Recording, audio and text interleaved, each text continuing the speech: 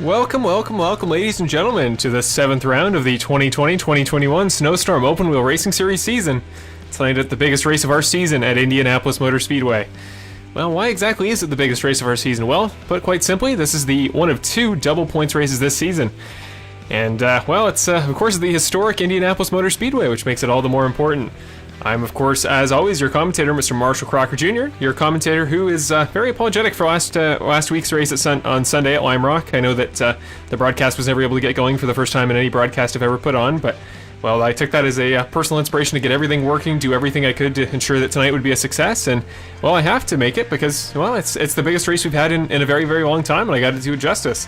As a result, not only is, my lovely face there going to be walking you through all the action tonight, but we do have a couple new faces. Well, actually one new face tonight, but a stacked field either way. I believe 17 or 18 drivers on the field tonight, so it'll be a very busy race. It'll be a very chaotic one, and everybody's fighting for double points from usual. So you're going to see a lot of big moves. You're going to see a lot of aggressive racing, and it's just a pleasure to be back here at the Indianapolis Motor Speedway, virtually, of course. Well, we'd normally do all the usual fixins of the broadcast, that being, the track map and such, but well, how about we just wait and save that for later in the race? It's Indianapolis Motor Speedway. You probably all know roughly what it looks like, but one more important thing we have to do is, since I was unfortunately not able to cover the race at Lime Rock, well, we got to show you the results from that race. Unfortunately, this is not a polished graphic, not in the usual style, but this is the table from last Sunday's race. Logan Paxa picked up his 4th win of the season, still remaining to sweep the road courses, all save for one to this point. So tonight is a big race for him. He's got to win his first oval that he's won in the better part of about 10 races in one of my series. It's been a decent while for him, but he is still your points leader, as you will see in just a moment. But he won the race next to Max Preston. Max Preston's been on an absolute tear these last couple rounds. Winning a couple weeks back. He's been on the podium, I believe, 3 races in the last 4. And despite the fact that he's missed one race, you'll see in the points in just a moment, he's doing very well for himself in the overall championship. But besides that, Andrew Bedrosian rounded out your podium after finishing in last, very surprisingly for his own personal abilities at Canadian Tire Motorsports Park. He rebounded, came away with 41 points, actually more than Max in second, picked up a bunch of bonus points, and did finish 3rd.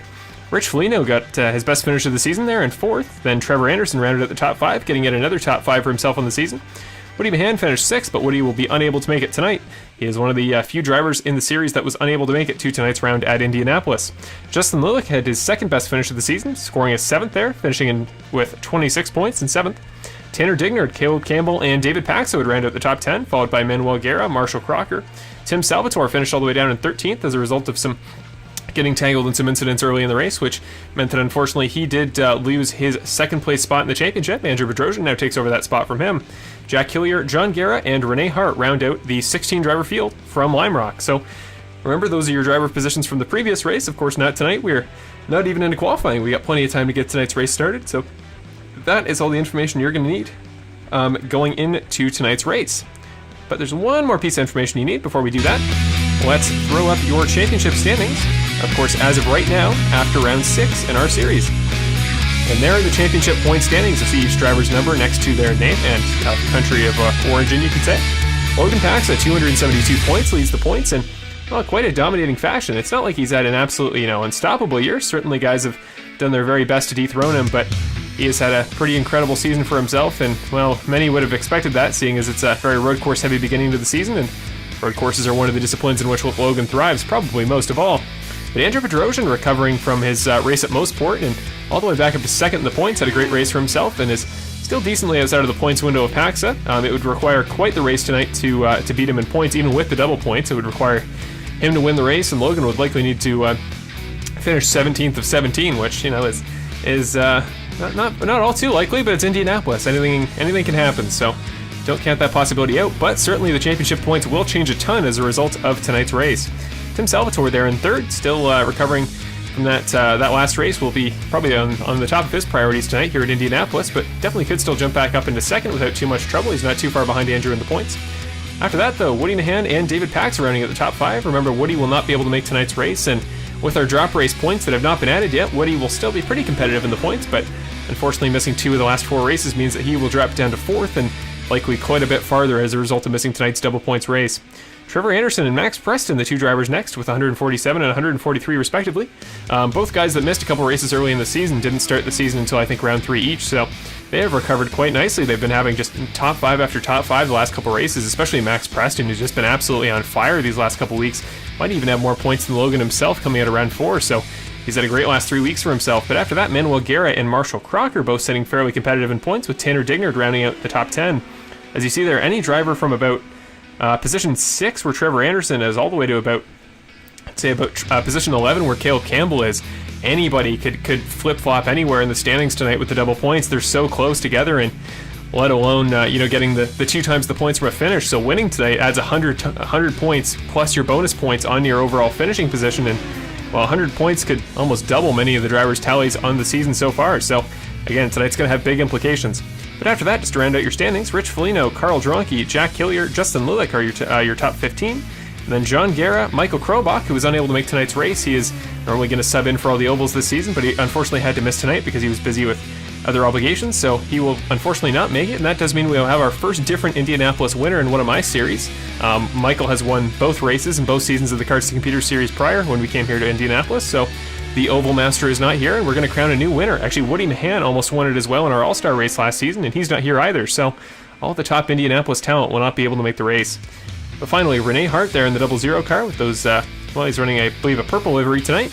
He made it out to last week's race at Lime Rock. Actually, I have to update his points. I think those are wrong. I think he should have more points than that, but unfortunately, they did not seem to display. So he is in tonight's race, looking to take those 100 points for winning the entire thing. It would certainly help his championship run if he wants to come back and use some drop races and make it out to the rest of the season. So again, really anybody in play for tonight.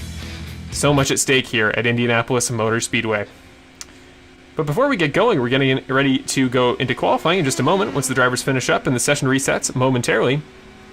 I just want to first of all thank all of you for watching tonight and from coming back after our, non-broadcast on Sunday. And again, it was a shame to have to admit defeat there, but so many things went wrong that it was virtually impossible to get anything to work. So it's more than just internet at that point. It was basically the entire world trying to tell me it didn't want me to broadcast. But tonight, we got a great race, we got a great driver lineup, and hopefully a great turnout there at home. Plenty of people interested in watching tonight's race, and I know I certainly am. So let's get ready to get started here. Let's throw up your graphics for qualifying in just a moment. Now we see the session is resetting, and we are good to go. We're going to do a lap around the track with one of the drivers, not quite sure who that will be yet. But we will pick a driver who comes out first, perhaps, to do the very first lap. Let's see at the entrance to pit road who the first driver on track will be. That's going to be Tanner Dignard, the first guy we're going to look at. So oh, why not? Sorry, tried to turn the volume up a little bit for the race. I know it's been quiet the last few weeks, but how about we do a on-board lap with Tanner as he exits the pits and get Tanner to give us a bit of a run-through of the Indianapolis Motor Speedway, one of the most famous racing venues in the world. Certainly probably the most famous in North America, so there's a lot of prestige for racing here in Indianapolis, and let's see if Tanner can live up to that tonight. Somebody on the outside, I think that was Carl Dronke in the 38 car, is really rushing to get out of pit road, passing a number of drivers on the exit to pit road, so but this is Tanner Dignard in the 55 yellow car. I believe he's running the Pennzoil livery tonight, so new change for him. Normally running that neon green livery that he runs most weeks, but tonight he's going to switch it up a little bit, and this is one of the best paint schemes in the entire race. Certainly this Pennzoil car, driven by Simon Pagenaud, is one of many, as well, it's won its fair share of Indianapolis 500s in the past, so see if that's a good luck charm for Tanner. But Tanner's going to get in the draft here on David Pax on his warm-up lap. Always very key to try to get in the draft on somebody here in qualifying. It's the best way to ensure that you'll run as fast as possible in each sector and keep up the most speed, because as you can hear through the engine, as well as you can see on his wheel, you are going to get on the rev limiter on these straights. The car, okay, that that gets dramatic before we can even get going, so we're going to have to switch to somebody else. Tanner has just made contact with Matt Clark. Those two guys are going to get tangled together, so Matt Clark, of course, somebody important to mention. He is making his debut this season, a guy that hasn't appeared since the first season of my old Cards to Computers series, so haven't had his presence in a while, but it's a pleasure to have him back. Congratulations to Matt Clark on winning the Canadian Formula 1600 Championship this past year, so of course he brings a lot of road course prestige in tonight. But we're about to pass for the first time this lap. David Paxa now becomes the first leader. He ran the quickest first sector, and it's going to take a while to get the top times in qualifying. We could see a qualifying time posted right before the end of qualifying. The longer you run in qualifying, the more fuel you burn off, and the less fuel you have, the faster the car runs on straight lines, which is basically all Indianapolis is. So David Paxa will run the fastest first lap. Then Sam Horde, who was able to make it to tonight's grid. I wasn't sure if he was going to be able to make it in time, so we should have 18 drivers in tonight's field, which is a pleasure to see. But Justin Lulick actually runs the pole time for now in his very first lap. Then it's Paxa, Anderson, Huard, and Crocker running your top 5. So we're going to head off of Logan Paxa. Now you've seen a lap of Indianapolis Motor Speedway, and well, this shot should give you a pretty good idea of just how many drivers we'll see in tonight's field. We got a great turnout tonight for you. So Matt Clark and Tanner Dignard, of course, will not run the first lap. You saw as we were on board with Tanner that those two guys got together, and now Logan's actually going to scrape the wall a little bit through corner 3. But let's throw up your... Actually, we don't normally do this in qualifying, but I'm going to put up the track map because it is it's a crowd favorite, and it helps give a little bit of context for where drivers are on track. So a huge clump of cars is going to come to the line this time. We're about to see a lot of variation in terms of lap times in qualifying here. So Marshall Crocker and I believe that's Manuel Guerra leading the field here across the line. Let's see who will improve. Tim Salvatore puts himself into 11th. Bedrosian's going to go all the way up to 2nd. Andrew Bedrosian runs a great time, and John Guerra will put himself up to 8th. So some good times for being run early. Championship leader Logan Paxa just hasn't quite got the draft he would have wanted as of yet, clearly. Oh, we're going to see a wreck almost immediately. Tim Salvatore gets into Marshall Crocker, who in turn gets into Justin Lulick. So huge wreck between those guys. A couple drivers already going to go at a qualifying early. Luckily, they did put down times, and in fact, Justin Lulick is currently your pole sitter based on time, so he is not going to be in too bad of a situation having to go out there, but can't say the same perhaps for Marshall Crocker and Tim Salvatore, though no, that's not Tim Salvatore. I believe that's Sam Huard, actually, who is running that green and red livery. A couple drivers have changed liveries a couple times throughout the season, so still have to adjust to the color schemes they're running. Logan Paxa just ran the fastest in the first sector, so he may move himself up to the top of the order. Matt Clark is going to run the bottom time, but I don't believe he's in the draft on anybody, so not a fault of his. Logan Paxa is only going to jump up to 6th. Looks like that second sector wasn't quite as quick. Caleb Campbell goes to the top of the timing order, running a 55 flat. Only the second one we've seen this race. That's a great time for this early in qualifying. Caleb Campbell's been getting closer and closer to the top of the points throughout the top of the order in each individual race this season. He's having a great season for himself. Tons of improvement from him, and tonight's one of those races that in practice he's done a great job of keeping himself out of trouble, and really at Indianapolis that's the most important thing you can do. So Caleb Campbell, definitely a guy who could fight for spots tonight and could potentially fight for the win, and putting himself on pole would be one quick and easy way to do that. So great work there from Caleb Campbell, starting the race off in a good way. Now Jack Hillier's going to run a time, put himself 12th there, running about a 56.4, something in that ballpark. So again, you can see just how many cars we're seeing here on track right now. Everybody kind of grouped up here trying to just get the best run they possibly can in order to run the quickest time around this track that they can. And again, it's all about running on those long straights, getting a draft in front of you, and just continuously drafting behind cars all the way around. So it's a lot about car placement, and that's something we really haven't had to think about in any of our road courses so far this season. Max Preston will now run a time. He's going to put himself, I think, just into the 56s, just on the low end. So he will put himself 11th in the order for the time being. Let's get a little bit closer. You see just how closely together these guys are packed. That's Sam Huard, Andrew Bedrosian, Trevor Anderson, I think John Guerra, and Caleb Campbell running in that pack. So maybe let's go up to the front pack, see who's running up there. This is Marshall Crocker Sr., my father, who's running on his own right now, and just kind of hung out to dry. Nobody really to draft with for the moment, but now we see this is Max Preston. You see Tim Salvatore there, David Paxa as well. The front of this pack is Matt Clark, who probably isn't in the spot he'd want to be to move up from that 15th spot at the moment. Sorry, 16th. So only one driver, it would look like, one or two have yet to run a qualifying time, and as you can see there in the top left, only 4 minutes away from the end of qualifying, somebody's going to jump up. Paxa and Salvatore both going to jump Caleb Campbell at the top of the order. So now David Paxa would become your provisional pole sitter. A couple drivers at the bottom as well, moving spots. Logan Paxa, I think, has jumped up a couple of spots as well. So David Paxa running a 54.726. That's a dominating time from him. Almost 3/10 over Caleb in third place and 2.5 over Tim. So that'll be a great time to beat. Guys, as they burn off more fuel, might be able to compete with that, but David Paxa trying to get his first pole of the year. His son Logan has done so a couple of times, but so far David has not. Max getting really close there to the inside of the grass. That is the one thing you can't really afford to do here at Indianapolis, is either get too close to the curb or put too much of the car in the grass, because these open wheel cars do not always know what to do with that much of the car on the grass. They can certainly be oversteering, little guys, and never the best thing to expect here at a track like Indianapolis is to try to make your way through the grass and through the entire corner and keep the thing on the track. So Max was able to save it and didn't improve too much from the time I can see. It doesn't look like he did at all, but somebody jumped up through the order a bit. Looks like Sam Huard did. Andrew Bedrosian, I may have moved up. It's hard to tell. There's so many drivers running laps so quickly, and still two drivers that have yet to do so. Can't quite tell who those are. Manuel Guerra, I think, might be one of them.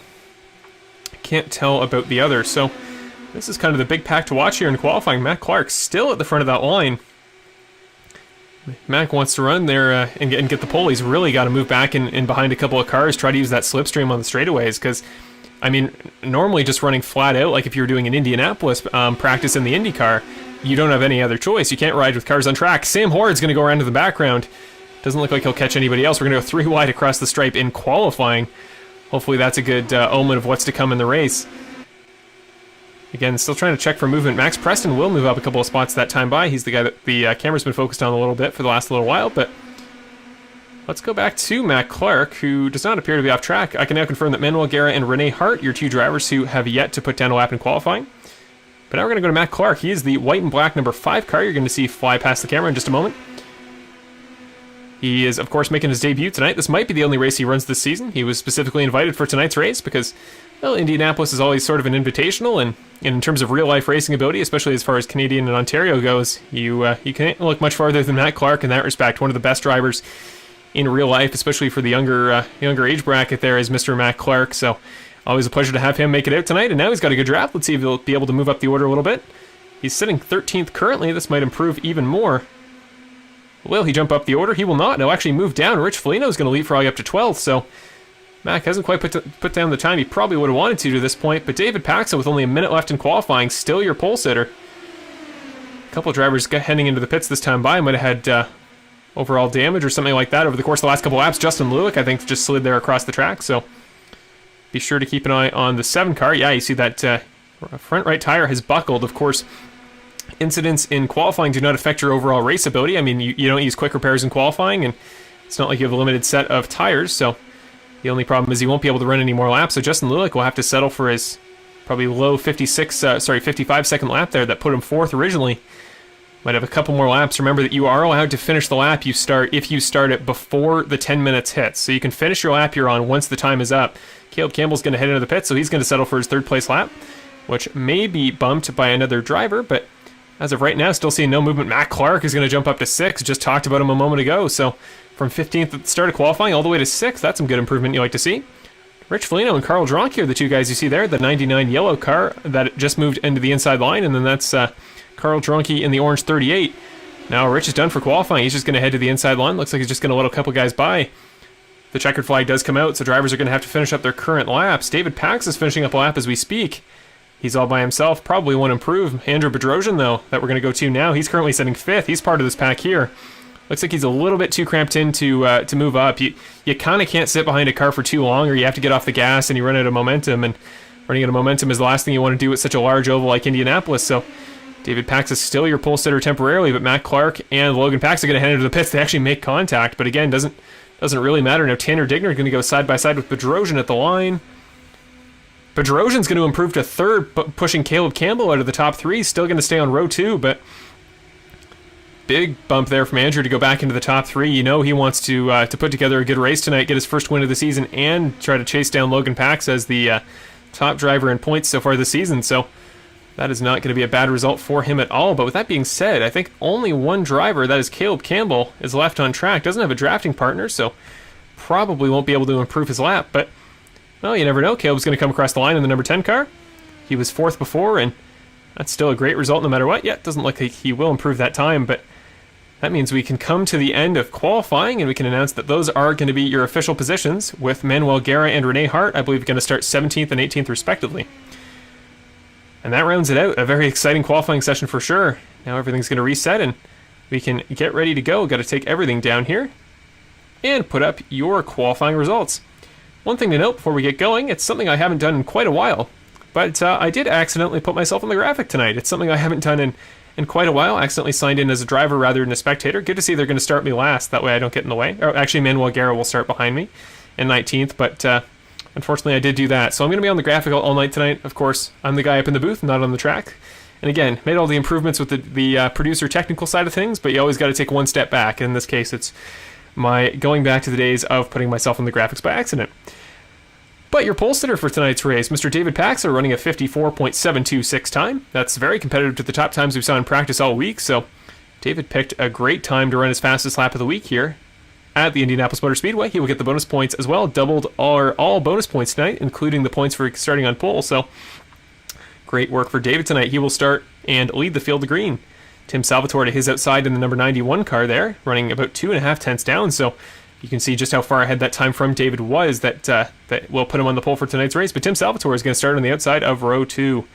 After that, Andrew Bedrosian is going to start on the inside of row 3 with Caleb Campbell to his outside. Justin Lilick had that crash towards the end of qualifying, but it didn't matter. Ran a quick enough time earlier that he will start 5th. And Matt Clark starting his outside in 6th. Trevor Anderson starting off row number 4 there in the 25 Anaheim Tech Century in 7th. Logan Paxa to his outside in 8th. Max Preston there in 9th with Sam Horde to his outside in 10th. Tanner Dignard starting in that 55 Pennzoil Menards car driven by Simon Pagano there on the 11th position, 6th row. And to the outside of the 6th row is Carl Dronke in 12th. Sorry, Dronke I should say. Got to remember to fix that this race. John Guerra starting off row number 8 there with Rich Felino to his outside. Then Marshall Crocker Sr. with Jack Hillier to his outside in 15th and 16th respectively. Renee Hart in 17th. Manuel Guerra will be starting off right behind him in 19th as a result of the empty grid spot left by my own presence that, of course, is not racing tonight. So there is your field. We're going to pull down your qualifying results. Manuel Guerra is on that graphic. He's just hidden behind my name, unfortunately. It only displays 18 at a time. Now we're getting ready to go. So let's get all your important graphics up here tonight. Get ready and get set to go. And now we're going to keep an eye here on your pole sitter, Mr. David Paxa, and this is an absolutely huge race for him this season. I mean, sitting right there in 5th in the points, you know, he's competitive. He's in the running for that top 3 spot, but just hasn't got the podium yet this season that he would have needed to get a bulk of points to move up through the standings. So this race might be the time to do it, and double points race. What better time to get a bunch of points one after another than at a double points event? So 70 laps tonight. Important to mention. Each lap will run about 5 seconds under a minute, so with no cautions, we should be done around 9:25, but of course that's not going to happen if we're being realistic. So with cautions, going to say roughly 9:45, something like that, and then we will of course do interviews with your top 3, but well, your 17 car field is all set to go for tonight. Of course, David Paxa going to lead Tim Salvatore, Andrew Bedrosian, Caleb Campbell, and Justin Lilick, your top 5 to the green. We will wait just a moment to put up your timing tower. We're going to let a couple corners go by. Again, just to remind you guys, we do have a race director tonight. His name is Mr. Vince Ball. A pleasure to have Vince. He's been here all season so far. He's been calling everything in terms of cautions, calling penalties post-race. We haven't had too many points-altering penalties so far this season, but really just hoping that streak remains the rest of the year. But again, David Paxa with Tim Salvatore to his outside in row 1, Andrew with Caleb Campbell to his outside in row number 2, Justin Lilick with Matt Clark to his outside in row number 3. So there's lots of top drivers up there at the front, and lots of guys that could really use some points tonight to move up through the standings. And well, the pace car is about to take that hard left-hander onto pit road. Thank you, ladies and gentlemen, for watching the 7th round of the Snowstorm Open Wheel Racing Series season at Indianapolis. We are about to go green. David Paxa will lead the field for the first time tonight. The pace car is taking the left-hander on the pit road. David Paxa is on the gas pedal. Green flag at the Indianapolis Motor Speedway for the double point 7th round of the Snowstorm Open Wheel Racing Series season. Andrew Bedrosian getting a great jump right behind Paxa. He's going to slide into the draft, passing Tim Salvatore in the very first corner. That's what you like to see if you're an Andrew Bedrosian fan. He's always been a very aggressive pass taker. Sorry, the car's a little bit loud there. But Andrew is known for his aggressive moves here in this series. It's what's got him so many top finishes in the past, but it's also puts him at risk of a couple incidents once in a while every few races. But all clean the first couple of corners so far. Already going to see a couple rows of 2 wide there. We'll try to put it to a better camera angle there, but now Tim Salvatore is going to get a great run off the outside out of turn number 2. Heading into turn number 3, might go all the way around David Paxa. He won't, but going to have to stick to the top line. Justin Lilick is going to pass Matt Clark there. Caleb Campbell has dropped back a couple spots in the very first lap. Still not a ton of movement. We're going to put up the timing tower now that we've gone a little ways around. The track map will come up in a few laps as well. Be sure to let me know, guys, if the car volumes are loud enough, but for the time being, now 3 wide right behind David Paxa, the leader. Tim Salvatore in the middle of Bedrosian and Lilick to his outside. Positions still swapping around. The first lap of 70 is now complete. Good to see we went all the way around the very first lap. Now Sam Horde is going to be to the inside of Carl Dronke a few spots back. He's got Caleb Campbell to his inside. Tim Salvatore still to that outside line. He's got Justin Lilick right behind him. Bump drafting is something a couple drivers will consider, but probably not this early in the race. It's a very risky tactic that could damage your car, and that's the last thing you want to do this early in the race. Currently, Jack Hillier, Manuel Guerra, Renee Hart are out of the draft. Marshall Crocker is the last car in that lead pack. Sam Howard is now going to go right beside Tim Salvatore. Gets a little bit of the bump off the 91. Now the 91's going to hook oh my goodness, huge wreck. Caution's going to come out immediately, right as the race begins. Right as I head back to the front of the pack, it was kind of a moment of who do I talk about. We're going to go to an instant replay there and try to catch all of that incident. But you saw that chain reaction. Just everybody all of a sudden got into trouble a little bit there. So we're not going to go to the blimp cam. We're going to try the chopper camera. So here's the chopper camera of all your leaders. That's Sam Howard there on the inside. Almost taps Bedrosian. Then a little bit of a tap there you see with the maroon car of Salvatore. Salvatore's going to bounce down. He'll hit Lewick. And then I think Howard caught Matt Clark as well. So a number of drivers at the very beginning all going to need to use their first quick repair. Massive incident. We're going to go back once again and just see what happened there towards the front, because I know Salvatore got tapped by Howard coming through the corner, then Salvatore caught Lewick on the exit, but I'm not sure what happened there in the middle with Sam Howard. Let's see what went on for him. Kind of just hooked the 5 of Matt Clark a little bit. Didn't look like Mac really rode up on him or anything. He just kind of had nowhere to go. And that's an incident, a case we're going to see a lot here in Indianapolis is, you know, the way the track is so subtly banked. If you get in a crash and hold the brakes, you're probably going to slide down on the track a little bit. And some guys in behind who might expect you to go one way or not go anywhere like they would on a road course, well, suddenly find themselves caught up behind the incident. We're going to go to one more camera here. Let's go to Max Preston, who, well, actually momentarily did not have footage. So we'll have to go to somebody else here just to get one more shot of that incident. We're now on board with Trevor Anderson. We're going to put his name up momentarily. So here is the 25 car of Trevor Anderson. So you see Salvatore and Howard will get a little bit of contact up ahead. He already sees trouble coming, backs off immediately. Anderson's always a very patient guy, and well, he just drives right by it. Didn't really have to worry about any cars coming by him. Luckily, everybody kind of spun towards the infield apron, so didn't have to worry up in the top line about avoiding anything. We're going to see maybe one more camera angle on that. Let's see who else would have gotten a good shot of that. We'll go back to the pacing under yellow in just a moment, see who has to use quick repairs, who does not. Let's see what happened to Caleb Campbell. You see him there in the number 10 Oreo car there on the inside. Looks like currently alive. He's running 4th, so must have avoided the incident, but it happened right in front of him. There's Howard and Clark. You're going to see him make contact right in front. Wow, that 5 car of Clark, if that bounced any differently, Caleb could have been caught right in the crossfire, but really, I think overall, Caleb just kind of slid right by. Didn't have to worry about much, and barely had to avoid the crash at all. Well, we are immediately under caution to start tonight's race, probably lap 4 as we speak. We are indeed, so lights in the pace car are still on. We're probably going to go around to green next time. We've got to wait momentarily here at Indianapolis. We're going to quickly put up the positions gained there on that first 2-lap stint. Carl Dronke, the most notable name, moving up 9 spots from 12th in that 38 car. Great way to start the race for him, especially if you want to stay kind of clean up in that front part of the race order. I know that staying back, like a couple drivers were, I know Rene Hart was doing it, Manuel Guerra was doing it. A couple guys would just rather stay out of trouble, stay at the back, and we'll avoid what we just saw happen. Always a fair plan. You always want to try to keep yourself competitive on the lead lap all the way through to the end, where then you start pushing and then you start pushing for the win. But sometimes the best thing you can do to avoid a crash is just be at the front and just hope the guy behind you is trustworthy, doesn't spin you. But from that point, you don't have to avoid a crash if the crash happens behind you. So if that's the strategy for Carl Dronke, it's working quite well for him. Already up to the 3rd place spot. Andrew moves up from 3rd to 2nd. Caleb Campbell will stay in that 4th place spot he was prior. Max Preston's going to move up 4 spots to 5th. Trevor Anderson up only 1 from 7th, now up to 6th. Tanner Dignard's going to move up from 11th to 7th in that 55 yellow Menards entry.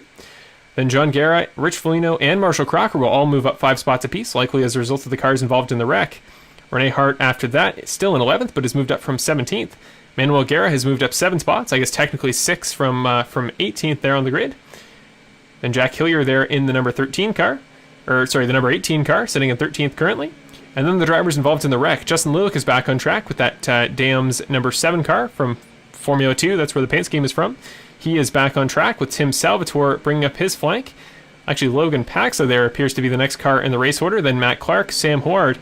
It'll look like Tim Salvatore is actually going to go a lap down to start off tonight's event. Just wasn't able to get back out on track in time, or at least he shows up as a lap down for me. Let's put up the gap and see if that theory is correct. Yeah, so Tim was not able to get back out of the pits with repairs until after the entire field had gone around, so he will head a lap down. We do have the lucky dog on, so if we get one more caution, he will automatically get his lap back, provided he is the top car on the lead lap and it's not pit for service. So anybody at this point really still in contention. I know only one quick repair used for a variety of drivers means that well, you've still got one more to burn, and you've got two more to burn if you're anybody else. So that incident will start off the race in somewhat of a chaotic manner, but it doesn't mean any of your favorite drivers are out of contention, which, well, from the first couple laps of the race is at minimum all you want to see. You hate to see somebody immediately out of the event at the very beginning. But there's your race leader, David Paxa, there in the 53 car. He was your pole sitter tonight and will remain your leader into the the first restart of the night, the second start. Of course, again, on the bottom of the graphic, you see M. Crocker. That is me. I, again, not actively participating in the race, so you need not worry about me on the tower. So still currently, everybody remains in the race, but Tim Salvatore becomes the first driver a lap down. The pace car is going to take the hard left-hander onto pit road. David Paxa will lead the field to green once again. We always start single file on restarts rather than actual starts, so everybody will line up in a nice straight line. David Paxa will get ready to go. He's going to bunch the field up a little bit, waiting a very long time to hit the gas. Now he'll get on the gas pedal. Green flag for the second time tonight at the Indianapolis Motor Speedway here in Indianapolis, Indiana. Taking off is David Paxa, but Andrew Bedrosian using that draft to its very best is going to head straight to the inside on David Paxa. Goes to the lead, does the 17 car in the very first corner. Andrew already moving up through the order at the very beginning. Now Sam Horde and Jack Hillier are going to swap spots. Matt Clark just passed Logan Pax a little bit further back in the field, but looks like they just headed straight to the back of the line, trying to avoid incidents at the very beginning. Now we're going to look at the back, seeing that Jack Hillier has just crashed somewhere on track. Is the caution going to come out? Jack does the flick around turn to get the car back on track. Remember that single car incidents normally do not bring out cautions. Normally that is if two cars make contact. Speaking of two cars making contact, though, back up to the front of the field, all sorts of chaos going on, fighting for that lead position. Andrew Bedrosian remaining in the lead after the first turn in that last lap, but Caleb Campbell's going to move up to second. David Pax has that car on the top there, Carl Dronke in the middle. Max Preston and Trevor Anderson bringing up the rear of that front six group. Then Tanner Digner and Rich Foligno leading the next group in a little ways back, about 2 seconds back of that front pack. So that top six still fighting for that top spot there. Max Preston's going to drop back a little bit. Caleb Campbell is going to drop in behind Andrew Bedrosian. Maybe see about getting some track position of his own. Now Caleb's going to head to the inside. Caleb Campbell is looking for the lead early in this race. Not waiting around is the number 10 car. He wants to get to the front. Had a great qualifier. Might have an even better start to the race, but Carl Dronke up to his top side. Don't forget about him. He's sitting in third. David Pax has dropped back a couple of spots here, so now the top three becomes Bedrosian, Campbell, Dronke, with Max Preston, that black number 6 car, right behind. And David Paxa rounds out the top 5, but he is now under attack from Trevor Anderson to his inside in the 25 car. Pax is going to hold off Anderson for the time being. Now Dronke's going to head to the inside. Caleb Campbell's going to get in the draft once again on Andrew Bedrosian, so pretty reliable driving from the guys in the front. Not too much chaos to begin tonight's event, which is good to see after that first caution. The best thing we can possibly have is a good long green flag stint. Rene Hard is moving his way through the field a little ways back. He's swapping spots with Justin Lillick as we speak. Now, both groups that we saw just a moment ago have kind of grouped up into one, so all of the top 13 drivers now separated by only a second. Then it's Matt Clark and Logan Paxa trading spots back and forth a ways back in the field, looking to try to just avoid the next caution, stay on the lead lap for the time being, and it's a good, safe, long-term plan. Jack Hillier is sitting in the pits as we speak currently after that incident we saw just a moment ago. Tim Salvatore is a lap down. Sam Horde is very close to a lap down, but perhaps trying to draft on Salvatore to make that not the case, as you can see on the track map. But again, back up to the front, still that top 3. Caleb Campbell's going to drop a little bit low on the apron, so makes sure to not spin the thing around. Those cars can oversteer, as I mentioned earlier, quite a bit if you get too much in the apron. Going to slide back in front of Dronke, so that inside line is still made up of 3 drivers that are pretty content with where they are on track. Then it's Preston and Paxa up top in that top line. A little ways back again, Trevor Anderson and Rich Foligno still sitting in 6th and 7th. Then it's John Garrow with Tanner Digner to his inside. Digner should get the run here on Rich Foligno in the 99 right ahead, so he should be able to make the pass here on John Garrow, but John's going to get a good run out of corner 2. John's in the draft on David Paxa, actually, so maybe not a bad situation for the number 11 car, but I know John's a guy that is probably going to think big picture, maybe just try to avoid incidents. It's what he was trying to do in the 2 practice races this week, at least as far as I could observe, so John's sitting behind David for the time being. Probably a safe place to be, as we saw in that first incident. If a big spin happens in the inside line, it's probably just going to drop down towards the apron, and guys on the top of the track will be unaffected. Rene Hart in that purple car, important to mention him as well, in the 00 at the top. You can't really see him on your screen right now, but he will slide into that top line as well. So really, we're just going to go 2 wide for quite a couple rows. Justin Lillick's actually going to pull out a line, and right as I say that, make that not the case. But for now, I think it's probably the best thing to do, honestly. I think is just, stay in a safe spot, stay in a spot out of the way of crashes, but still where you can keep with the top line, try to, save fuel if possible. This should be a one-stop race as far as I can tell. In qualifying, we were getting about 45 laps on fuel, so pretty reliable one-stopper here tonight, but always best to take the minimum fuel you possibly can, just in case we get no cautions and have to stop under green. But Rene Hart on that purple number 00 car, he's going to lose a couple spots going all the way to the top in corner number 3, but he has moved up considerably since that last restart, still in 5th with David Paxaday inside.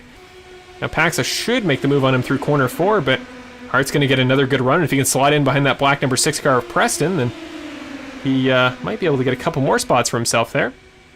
But Bedrosian, still your leader at the moment. I think he will now lead more laps than David Paxa has to this point, so we do have 2 bonus points for the driver that leads the most laps throughout the race. And, well, again, it's too early to call. We're only 11 laps into a 70-lap race, but Bedrosian might get that title over the course of the whole race if he's able to keep this up.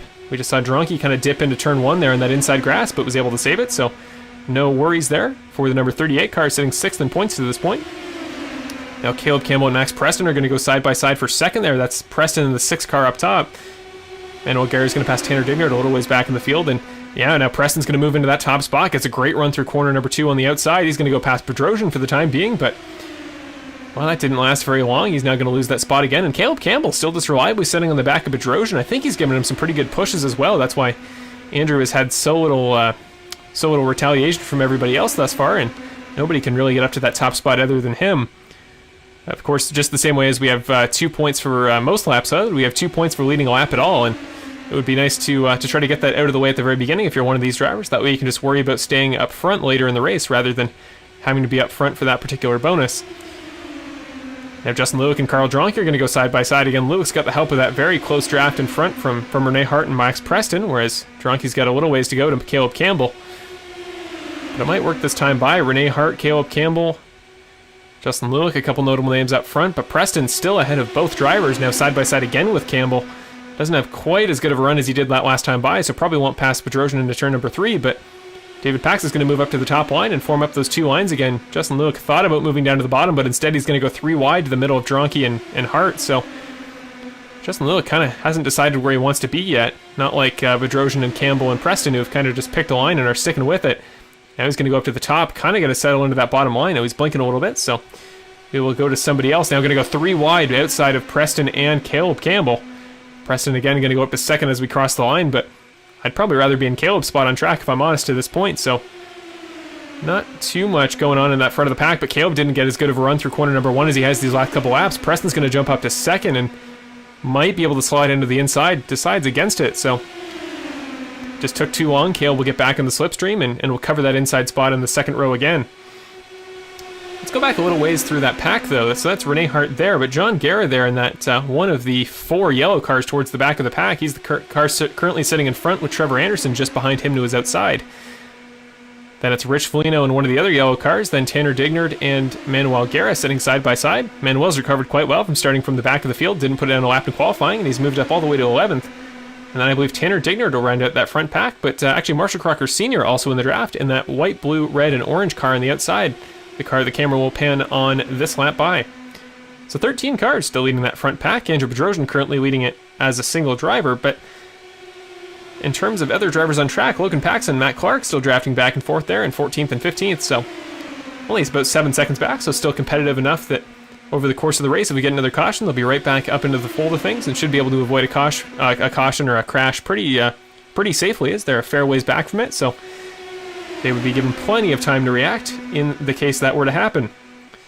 Sam Ward's still in the lead lap, looking like he's drafting with Tim Salvatore, who is 1 lap down. Jack Hillier has returned to the track and is 2 laps down, so he will not get the lucky dog this next time by, but is, again, far enough back from that lead pack that he should be able to avoid an incident if one happens to occur. And again, you never want to jinx anything, but, well, it's Indianapolis, and it's kind of a fool's endeavor to assume or to predict that we will get no incidents here at Indianapolis. That's just kind of the way of the land. Is Indianapolis being one of the trickier races on the season, kind of the Daytona of open wheel racing. Really, anything can happen, and that's why it's so much fun to watch. But it's also chaotic as all heck. And anybody that's watched a Daytona 500 live knows that you got to put some time on the recording in case caution after caution happens and it overlaps with the next show afterwards. And so far, though, I've been really impressed. Since lap 4 when we had our first caution, we've stayed relatively clean in this about 10 lap stint, so If we can keep this up, it's going to be a relatively green flag race to the finish, meaning we might even see green flag pit stops, something that I probably wouldn't have predicted to this point. But again, I don't want to jinx things, and we are starting to get more and more packed up there up front as things go on, and of course, the closer drivers run in open-wheel cars, the more at risk we are of a caution. But just a couple drivers to watch in this field before we go to a quick break in a moment, provided things stay as clean as they are. Then we'll go to a side-by-side. Speaking of side-by-side, going to go 3 wide over the line. Rene Hart has got the best jump as he's got all race on the outside of the corner 4. Max Preston is the more pressing issue for Andrew Bedrosian there, sitting right above him in the number 6 black car. The 6 is going to slide up in front of Rene Hart, but Rene goes even wider through turn number 1 into 2. Rene is trying to get some to work there in that overall top line, but if he loses that draft and the guys on the inside can kind of pack up and line up a little bit, Rene might be hung out to dry, and that's the last thing you want to be this early in the race, because the further back you start to be with your momentum, the more at risk you run of getting in somebody's way and causing a wreck. Speaking of causing a wreck, the 0-0 and the 12 car almost get together there on the top line, but are able to make things work. But as I was saying before we go to a brief side-by-side, just a couple drivers to watch out for in this race. Of course, Andrew Bedrosian in second in points, looking for the number 1 spot in points. Again, it's a bit of a long shot, but with Logan Paxton sitting relatively far back in the field right now, of course, early in the race, still in the lead lap, he could make up quite a number of spots if Logan isn't able to recover from the 14th spot he currently sits in. Caleb Campbell, another guy to watch out for, been getting progressively better all season. Has finished on the podium in a number of practice races, but has been unable to make it translate into the actual series yet. Tonight might be the night for him. Max Preston's been on a hot streak these last couple races. He's sitting in 3rd right now, potentially 2nd depending on how that top line moves at the moment. Then Rene Hart again making his 3rd start of the season.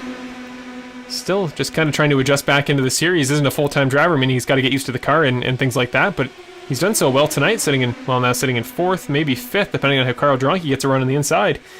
And then rounding out that top 5, Carl Dronke, a guy who's kind of just sat mid-pack all season.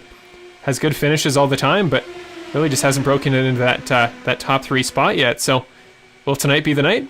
I guess we're going to find out. 3 wide as we cross the line here at Indianapolis, but we've got to go to a brief side-by-side break. Thank you, ladies and gentlemen, for watching the 7th round of the Cars and Computers Racing Series double points race at Indianapolis Motor Speedway. We will be back in a moment.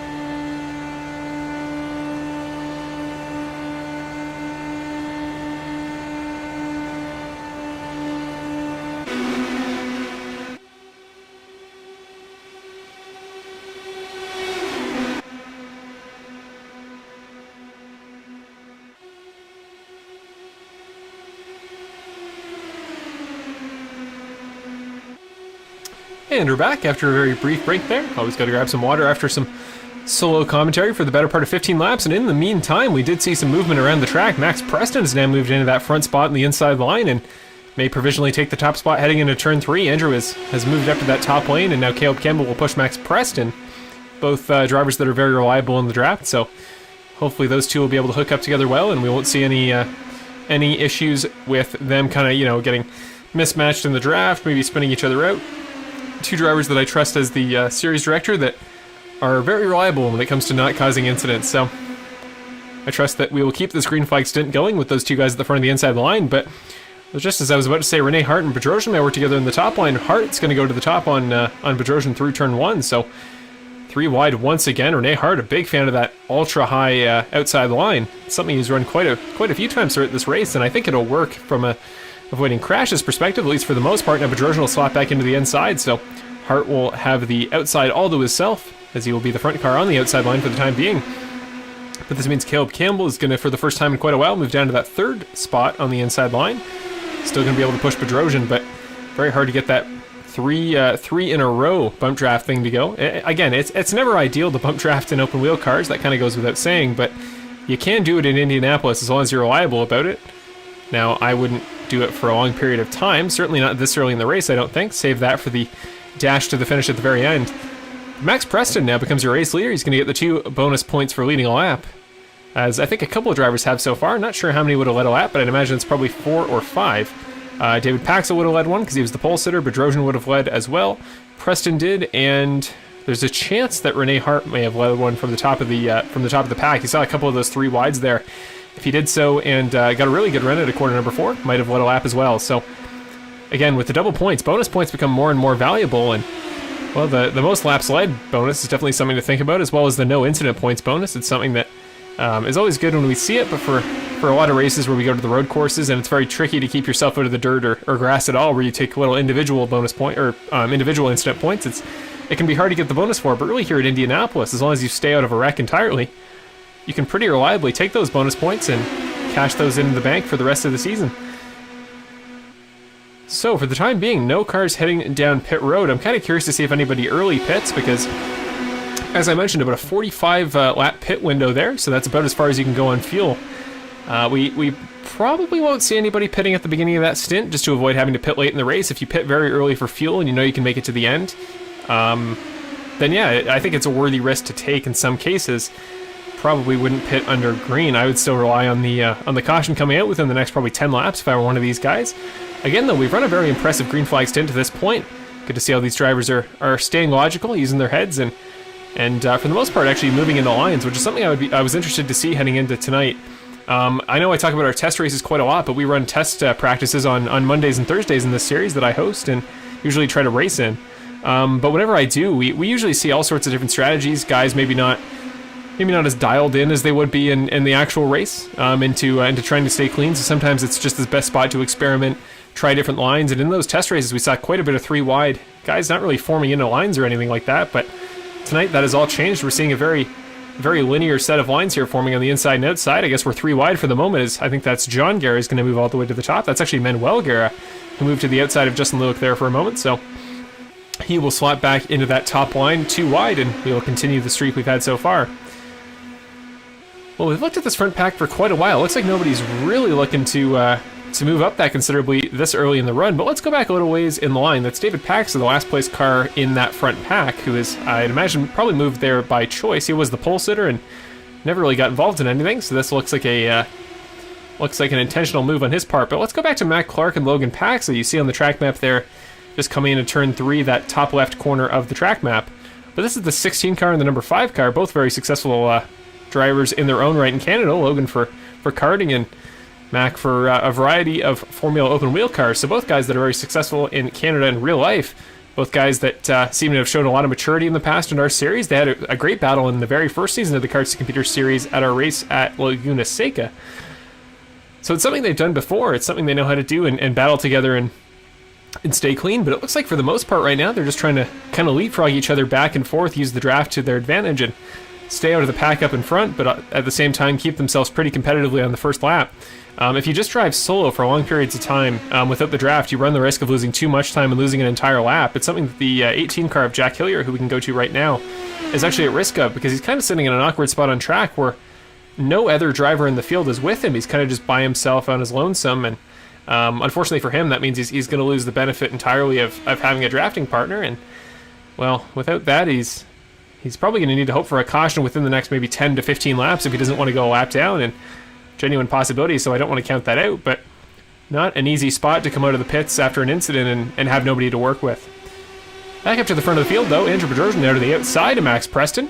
still going 2 by 2. Then it's Justin Lewick moving into that second spot on the inside with Renee Hart on the outside. Caleb Campbell in the 10th car has dropped back to, I think, 5th in that inside line, so maybe just got leapfrogged around the outside by a couple of drivers who then moved down. Again, as long as you're still in that front pack and you avoid a crash, it doesn't really matter where you're sitting in this pack.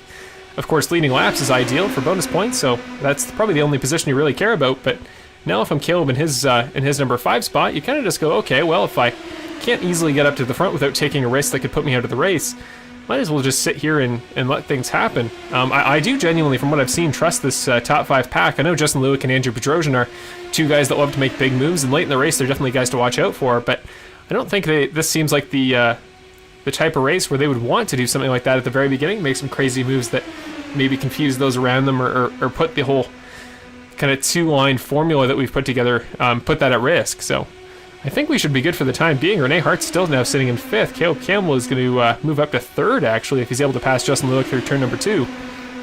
It's been a great race for the 10 car so far. He, again, almost qualified on pole there, dropped back a couple of spots late in qualifying, but he's had a great race so far, and I know he has a great support in the chat, so hopefully you guys can see maybe Caleb's for podium tonight, or at the very minimum, one of the best races he's put on all season, if not the best so far. But besides him, though, Carl Dronke again there, forming up the 4th spot in that inside line. Let's talk about the guys towards the back of this little pack here, because, well, as much as is going on at the front, it doesn't look like anybody really has genuine interest in moving up. So Rich Foligno there in the number 99 car, he's going to head to the inside of Renee Hart. 2 almost got together, but had enough awareness to avoid that. You see up front, Bedrosian's going to go all the way around Preston again, so he's going to lead this lap. But Rich Foligno is starting to move up into that top 6 portion of this pack. Whoa, Caleb Campbell just got pushed a little bit into the inside, caught a bunch of cones there. Didn't look like he took any damage and no major collision, but a little miscalculation from somebody there. Wasn't sure, didn't see who, if anybody pushed him into it or what, but as long as his car is still going, which I think it is, he should be fine. But that'll actually shake up the front of this order quite significantly. Manuel Guerra is now going to move up to 5th, going to become that top car in that backpack, but now 2 rows of 2 wide up front. It's Bedrosian and Preston, and then Lewick and Hart up top.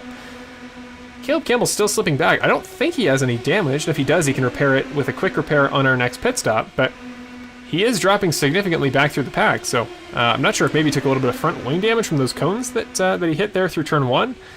I certainly hope not. I hope it didn't jinx him with what I was talking about just a moment ago. Again, I don't see any damage, but maybe he's just trying to hang back and avoid any further chaos. But we're going to head back up, as I was just talking. Manuel Guerra now going to head to the outside, 3 wide on Justin Lewick and Renee Hart. Lewick's going to move back up to the top, and now might slot back into the inside. Manuel Guerra is a guy that on the ovals is always very successful. He's come close in a couple of ovals in the past to finishing top 3, but in the end there's always something that goes wrong, and he's just going to miss out on that, or he has missed out on that top 3 spot a couple times in the past, so hopefully we don't see a repeat of that tonight. You see up in the background there in a couple of shots, Tim Salvatore and Sam Horde trying to work together. Tim, who is a lap down, Sam, who may go a lap down if the front pack catches up to them, so they're doing their very best to bump draft and slipstream each other away from this giant, terrifying pack of cars that is chasing after them in the lead. So there on screen are your top 13. So 13 drivers in this top field, which, again, this top pack has run flawlessly for how many drivers are in it. Now we're going to go 3 wide again into turn number 1. That's Preston, Lewick, and Guerra in order from inside to outside, as is the way I'll always call it. But now Carl Dronke is going to get a good run for himself, going to head to the inside of Justin Lewick through turn number 2. So he'll head into the inside 3rd spot there on that inside line and might clear Lewick entirely. So he has the choice of going after the top if he would like, becoming the lead car in that other line. It's probably what he's going to need to do if he wants to make the move past Bedrosian to lead a lap, but for the most part, it doesn't look like guys have any interest in it right now. A couple of guys have had the opportunity to go up into the top line. Don't worry about Lewick's tire there. Yeah, some guys that have internet problems. iRacing decides to pretend they have damage, which they do not, so Justin is perfectly fine at the moment. But Justin Lewick is actually going to drop back into that inside line for a moment. It looks like he's trying to get a slipstream through the corners when he drops down, because for the time being there was nobody underneath, and then he gets a good run back onto the straightaway. But speaking of good runs, Renee Hart's going to head to the outside with him as well in that 00 number, purple. The purple number 00 car is going to fall in behind Lewick in the top line once again. So, again, this is just kind of the formula we've seen so far this race. Nobody really moving out of the status quo. I promise you guys that this has been a pretty safe, unoffensive race to this point, but I promise you that all the chaos will be coming shortly. Once we get into the final 20 laps and we get to the proper dash for the win and for all the bonus points, that's where we're going to see some crazy stuff happening and likely some late race cautions. Only 4 laps away when we cross next time by from the halfway mark in this race, so things going by pretty quickly with, again, only 1 caution to this point.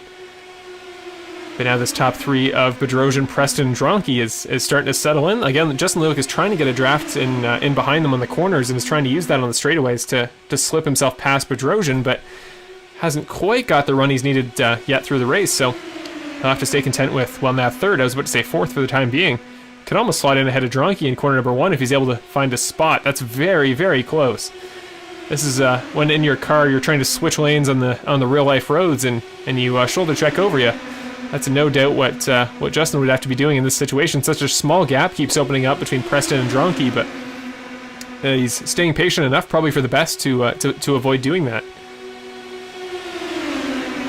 Still too wide for the time being. Again, you can see up ahead is Tim Salvatore and Sam Horde. Tim Salvatore 3rd in points. He finished towards the back in our last race at Lime Rock that was untelevised, so he definitely wants to, improve that position tonight. He's a lap down, and he's trying to avoid going 2 laps down, and this plan is working for Matt Clark and Logan Paxa a little ways further back on the track, and I think it'll work provisionally for these guys, but they really got to get pushing here if they want to break away. You can see in the background just how big that pack is looming behind them. Keep an eye on this camera for the time being, but once Andrew Bedrosian gets in the draft on Sam Horde, this whole kind of scheme they've got going here is gonna falter and perhaps fail altogether. Is once you've kind of been engulfed by that front pack, you really got to fight for positions, and that may be when we see the status quo of things start to change. Is once these 2 guys are trying to stay on the lead lap just in case a caution comes out, then we might see guys genuinely battling for position, and that's when things will get interesting. But again, you see him just getting closer and closer there in the background, but on the track map you see that 14 blue dot. That is Logan Pax's car, now the 14 white dot of Matt Clark. Those guys are making it work. They've now almost got within 5 seconds of the pack in front. They were down at, I think, 7.5 seconds earlier in the race, so they've made up time using the strategy, but unfortunately Horde and Salvatore just haven't been able to make it work quite as well, so they may lose a lap momentarily. But Bedrosian's actually not trying to get into Horde's draft. He seems to be pretty content with where he is. I guess he risks moving up into Justin Lewick's path, but doesn't look like Lewick wants to move up, so here comes the pack in behind. We're going to go behind Sam Horde, who I know has internet dropouts every once in a while, but hopefully it survives long enough to keep him on the broadcast. So here comes Bedrosian, huge run from the 17 car. Is that entire front line going to go above or below? Horde's going to block to the inside, actually, so he is not content. This is where things get insane. Bedrosian will just avoid Horde. Preston's going to head to his outside. Oh, we got to go to a proper camera. Things are about to get nuts. So remember, the maroon number 91 car on the inside there and the 19 car right behind him with the green and white, they are not on the lead lap currently, but they are trying to stay there, at least in the case of Sam Horde. Salvatore's just trying to stay within 2 laps of the lead, so all sorts of different goals going on right here, and guys with different priorities trying to battle it out. So now Bedrosian's going to move up to that top line. Actually, Preston got shuffled out as a result, so now Bedrosian will lock in Salvatore. Salvatore's going to be stuck kind of mid-pack there and might start to shuffle back if that top line gets a pretty good run. Behind him, now Preston's going to settle in behind Dronky, Lewick in behind them, then Hart behind Lewick, so that top line has kind of become the bottom line we saw just a moment ago. Dronky actually thought about a pass there on Bedrosian that last time by. Dronky's going to head to the top side, going to have a great run out of corner 2, so we may see our first leader in the last little while here if the 38's able to pass the 17. Going to go side by side into corner number 3, 2 rows of 2 wide, then Renee Hart is technically 2 wide with Lewick, but he's all the way to the top of the track coming through corner number 3. 3 wide a little ways back as well. Foligno, Lewick, and Hart all getting side by side. Then it's Horde, who's been shuffled back quite a ways there. He is now officially a lap down and becomes, well, he's still your lucky dog driver, but that means that his buddy Tim Salvatore he's trying to work with will not get it. Bedrosian is going to pit this time. So your race leader comes in. Carl Dronka will lead a lap and get the bonus points that come with it.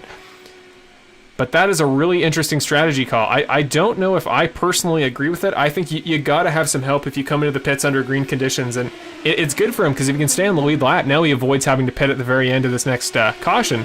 So he'll move to the front of the pack, but he's betting on a caution. He's putting his cards all the way in.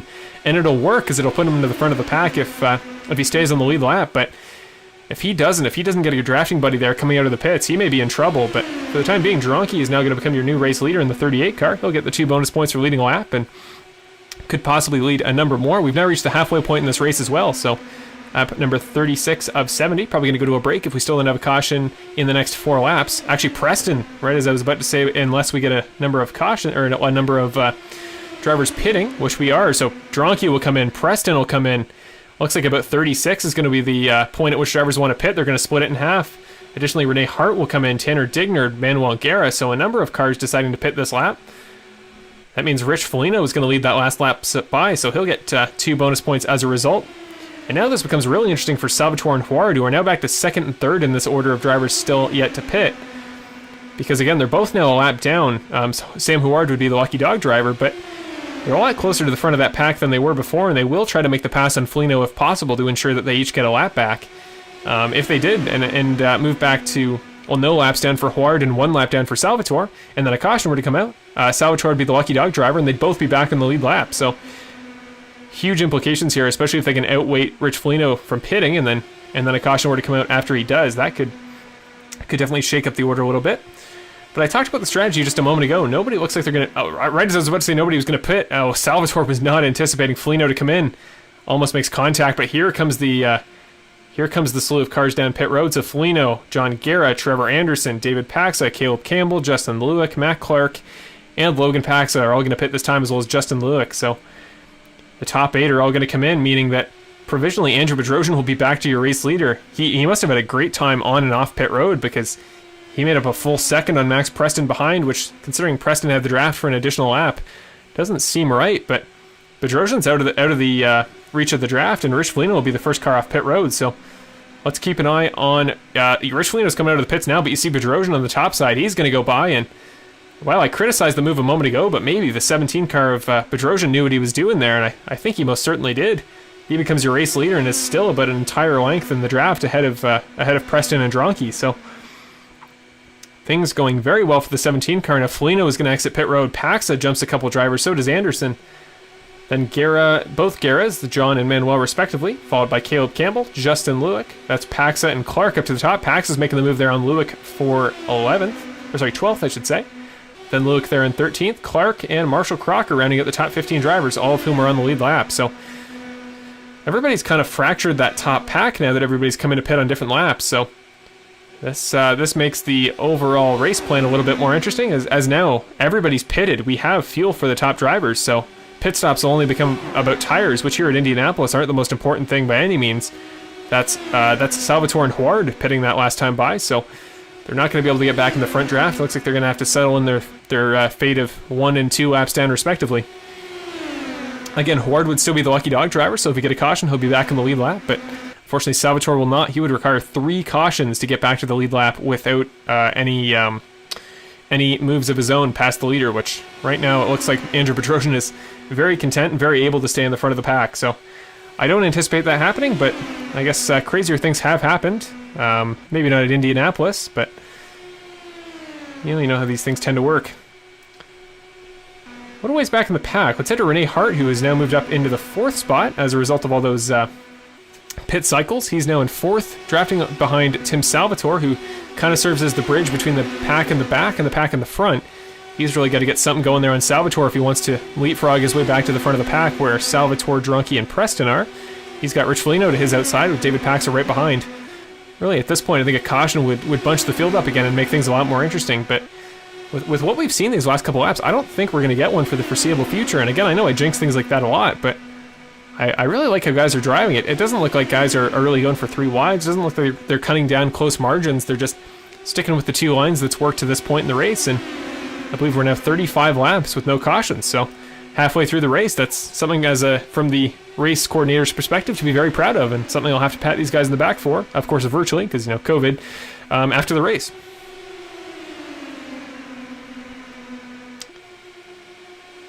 But back to the action on screen. Foligno almost making contact there with Hart, so just as I mentioned, we haven't had a crash in a while. Well, he came very close there. Jack Hillier is going to enter the pits this time by. He will head on to pit road. Oh, right as we talked about the crashes, we're going to see one right here. That's Anderson making contact with Tanner Dignard in the 55 car, and the caution does come out. Additionally, I think that was... Who was that went around? That was John Guerra, I think, getting tangled with somebody. We're going to have to go back and see what that incident was about, but I saw Trevor Anderson was involved as well as Tanner Dignard. turn one right as they come past those pit cones has been a very volatile spot all week in terms of crashes, as guys, try to push that inside line where that little piece of apron is on the top. You see the white line there towards the pit wall. Guys get really close to that. I don't think that's what happened in this particular scenario, but that's been a trouble corner all week. So let's look. Digner just kind of moves up. Not particularly sure what happened there for him. Not sure if he just had a steering lock, if he overcorrected, not sure what, but again, we can see one of the Gares there. That's John Gare in the 11 car. He somehow got involved. I thought he would have made it past the move, but maybe he overcorrected trying to avoid and put himself in the wall. No, he got with Sam Howard. I'm guessing Sam maybe just overcorrected to avoid the accident, or maybe not necessarily overcorrected, but maybe just corrected and John wasn't expecting it. Yeah, just making a little bit of contact there. That just kind of looks like a racing deal. Same with the first incident, but yeah, I guess Digner just kind of got a little bit too far to the right, tapped Anderson, and certainly not the worst incident I've seen in a while, but he's having it kind of, looks like he's drifting the car, basically driving that number 19 car sideways as Sam Howard, so good on him that he was able to make it back to pit road, or at least it looks like he does. Let's go to the live shot. Oh, that car's sitting diagonally in its pit box, but when the car only drives diagonally, you don't really have any other choice. So that is tonight's second caution of the race, and right as I talked about that we hadn't had one in a while and that it would make the race a lot more interesting and shake things up, well, that's exactly what happens, and this gives us the opportunity to go to a commercial for the second time tonight. But first, let's go over your top five. Andrew Bedrosian there in the 17 car, Max Preston and Carl Dronke round out your top three. Then Tim Salvatore next in line, who is now 2 laps down. Sam Howard will get the lucky dog, though he did pit for service, so Salvatore might get it instead, in which case he will get back 1 lap. But after that, in the top 5 is Rene Hart in that purple 00 and Rich Foligno in the 99 car. For Marshall Crocker and the entire Snowstorm Open Wheel Racing Series set of drivers, thank you, ladies and gentlemen, for watching our 7th round for double points at Indianapolis Motor Speedway. We will be back in just a moment. Going to keep an eye on pit road, but it doesn't look like anybody will come down this lap. Right as I say that, Matt Clark will become the only driver to head into pit road on this caution. Well, we're going to put you guys on the pace camera as we head around track a couple times under caution, and we'll be back in just a moment.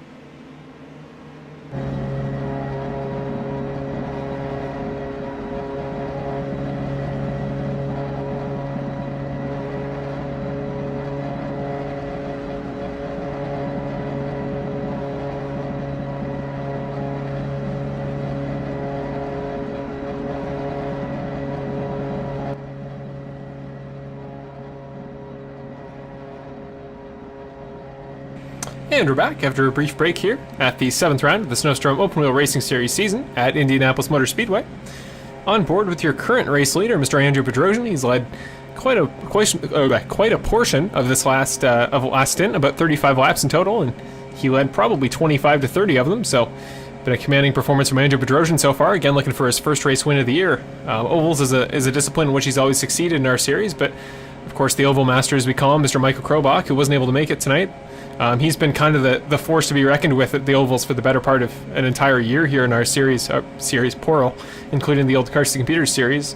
Andrew was able to beat him once at Pocono last season in a pretty dominant performance in the Cars to Computers series, but since we came over to the Snowstorm side of things, he's winless in all disciplines, but he's come very close a number of times. He's second in points, so definitely precedent that he could win tonight, and I think of anybody so far, he probably looks the most sure bet to win it. But hey, it's Indianapolis. There's still 15 drivers left in the lead lap. It's not like there's not some options there that could do it. Tim Salvatore will get his lap back with the lucky dog. Looks like Sam Horde is still in the pits, so he will not be eligible for it. The lights on the pace car are off, so we're going to go green this next time by. Just before we get going, I haven't really talked to the chat much in a while, but if you guys want to put in the chat who either you are cheering for to win, who you're hoping for to win, or who you are predicting to win tonight's race in the final 25 lap dash to the finish, feel free to throw that down there in the chat, and I will see if there's a trending pattern. The Mustang pace car is going to take the left-hander onto pit road. Andrew Bedrosian is the control car. Let's see when he's going to get the jump. Green flag, and on the gas pedal is Andrew Bedrosian, the 17 car. Green flag for the third time tonight. Relatively few times here at Indianapolis Motor Speedway, so great jump there from the 17 car, single file with Max Preston decently close behind, but after Preston, it's quite a ways back to Dronky, then Hart, then Felino, so everybody kind of splitting up, content with just letting everybody fan out for the time being.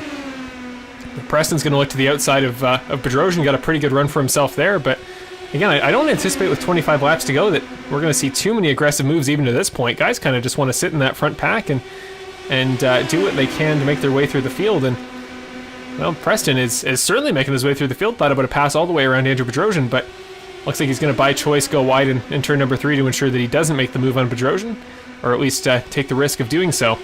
He's going to go 3 wide though with Dronky and Hart to his inside and outside respectively. 3 wide through turn number 4. Hart's going to settle back into that outside line, but doesn't seem to want to slide in behind Preston. Dronky's going to take over that spot, pushing Bedrosian that we've seen a number of guys in so far this race. Then Rich Felino runs out the top 5. The next car in line. Not technically in line, but he's got the slipstream to make his way up there. Then David Paxa kind of serving as the car to draft on for this next pack, made up of Caleb Campbell, Manuel Guerra, Logan Paxa, who's moved up from that tandem with Matt Clark from earlier, all the way up to a proper 9th place, and Justin Lilick running at your top 10. Marshall Crocker is the next car in line in 11th, who sits quite a ways back of the cars ahead. He is sitting, well, we'll go to a cockpit view, and hopefully this isn't too loud. It's not too loud, but still a little bit loud. This is on board with Marshall Crocker. You see just how far ahead that front pack is ahead of him. That's Tanner Digner making the move ahead of him in the 55 car. So, looks like he's got a drafting buddy, but it is not going to be easy on him to make up all that ground. Matt Clark is quite a ways back. Trevor Anderson went into the pits. I must have missed something on track. I didn't see any incidents pop up in my telemetry, so really don't know what inspired those two. Maybe just small incidents that maybe hit a wall, had some tire damage, nothing that brought the caution out, but something that required them to head into the pits. But you see just how big that front pack is forming up ahead of these two guys. Let's go on board with Max Preston, still behind Bedrosian. As we come through turn number 2, there is, well, probably a lot of danger that is potentially at hand here. But again, I should trust the drivers. They went a long green flag ways, 35 laps worth of green flag racing there early in the race. So I shouldn't rely that we'll have a caution. But man, you see these many cars packed in together, open wheel at an oval, and you just kind of expect the worst. But I have faith in my drivers. I wouldn't put these races together under the impression that we'll have green flag racing if I didn't trust the guys out there on track that are providing the action for us tonight. Justin Lilick, you see on the outside of your screen there, is going to head to the top line in his row, but for the most part, still 2 wide racing here at Indianapolis. John Guerra is now in the pit lane. Looks like he's going to exit in a moment. John Guerra comes out. Trevor Anderson's coming out of the pits. Tim Salvatore is not on pit road. Looks like he's at the back of this front pack, but is still a lap down. He'll actually make the move on John Guerra into 15th, so Tim Salvatore's first move in quite a while. That's just unfortunately what happens when you get put a lap down in a race with very few cautions. It's very tough to make your ways back, but if anybody can do it, it's Tim Salvatore, sitting 3rd in points currently. Rene Hart, though, in the 0-0, can't count him out. Even though he's technically last place in our points by proxy of only making it out to 2 races so far, he's still been one of the most competitive guys all night tonight. He just appears to always be at the front. He's making that outside line work. He's going to have to figure out a way to get by Bedrosian, probably at the stripe there on the last lap. He's going to have to get the ultimate run there on the outside, maybe dip in behind the draft of Bedrosian, and then just find a way to inch him out at the line if what we're seeing right now remains the lay of the land for the rest of the race, which chances are it probably won't, or I can all but guarantee it won't. It's Indianapolis for a reason, and you just kind of expect chaos late in the race. Guys making the big moves, guys like Logan Paxa, Justin Lewick. You just kind of expect them to do whatever they can to make things happen late in the race, and well, for the moment, that is not the pressing issue. Manuel Guerra, though, is now in the top 5 in the number 12 car. You see there on screen. Now to the top row there. Let's get a bit of a closer look at him. Manuel Guerra there, that car to the outside of the other yellow car. Rich Foligno, the number 12 car, on your screen as we come towards the camera in turn 3. Manuel is moving now up to 4th. He's kind of the drafting buddy there for Rene Hart. They've formed a tandem up there on top with Logan Paxa there at the top as well. So that top line is starting to reform again. Now 4 cars in the top, 4 on the bottom.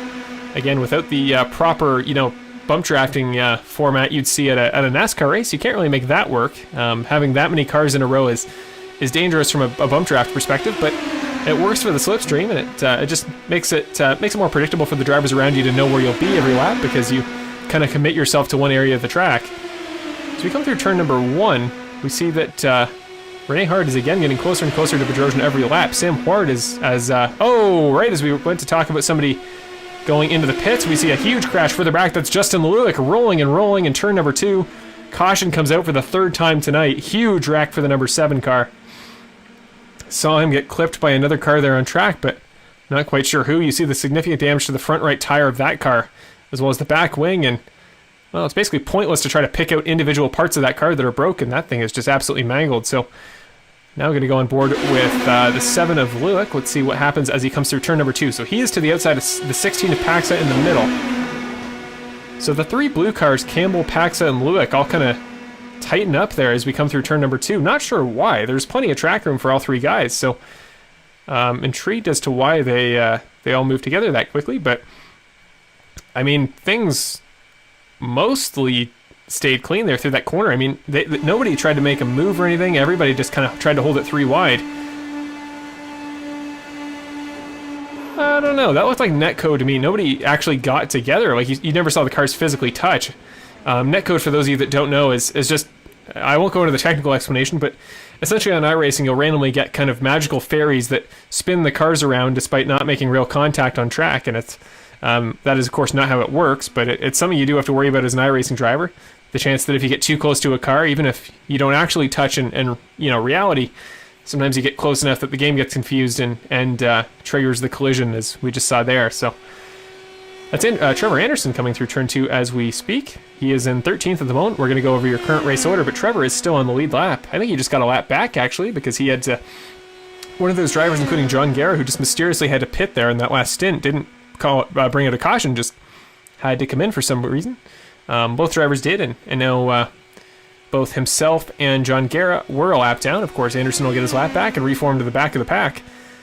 But John Guerra is still a lap down and will have to pass Tim Salvatore to become the lucky dog driver for the next potential caution. But let's do a bit of a through the field here. We do these occasionally, where we show you live where drivers are sitting in the field. So let's bring down your timing tower and we'll go driver by driver through the pack. Andrew Bedrosian, still your current race leader, led a large portion of this race. Didn't get the pole, but he qualified in 3rd, so he has been consistently towards the front of the pack all day.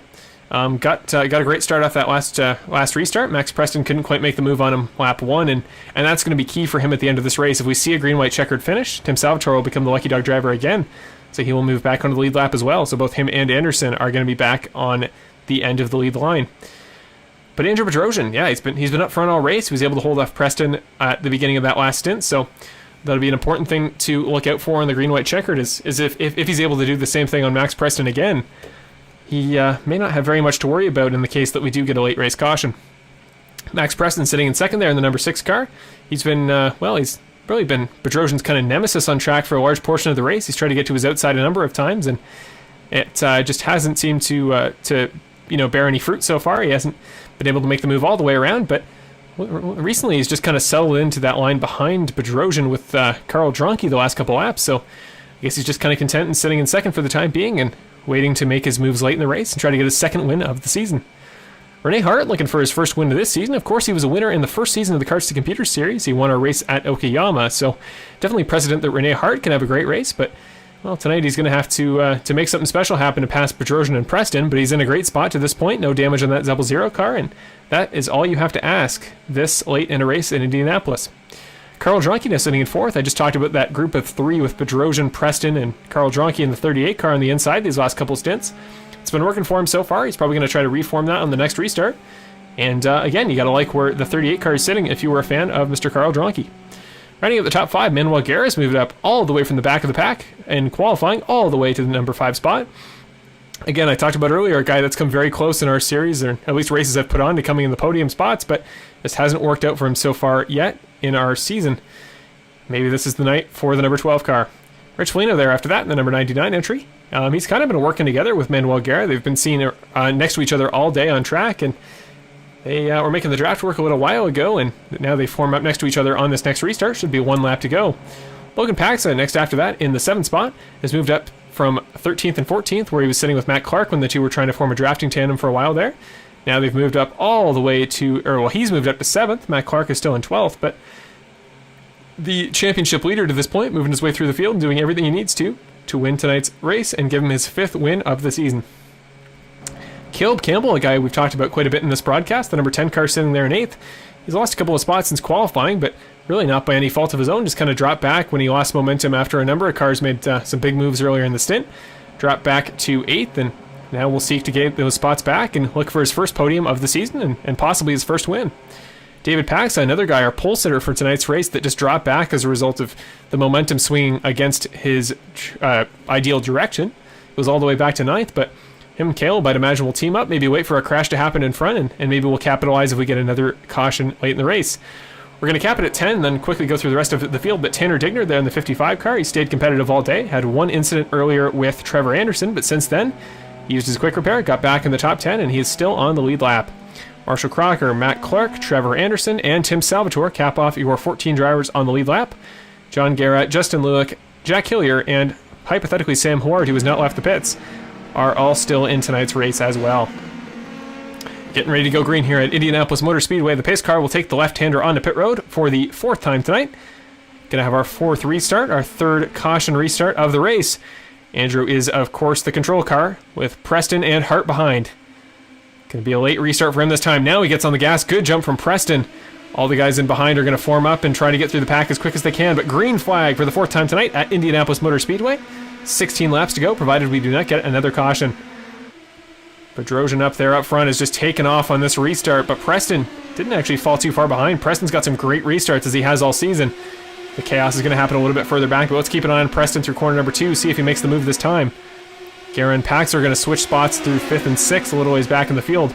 Renee Hart still going to hold in that final spot in the top 4, but look at Logan Paxton and Manuel Guerra. They're falling back quite a considerable ways from those top 4, so Guerra's really got to get in that draft and make something happen there if he wants to keep this giant pack of cars still eligible for those top 4 spots late in the race. Got a good draft, though, at corner number 3, so should be able to reform that those top 2 packs coming out of corner 4 in this next upcoming lap. And Rich Felino, Logan Paxton, the 2 Paxes are going to get together on track. That's the 16 and the 51 now working together on the inside line.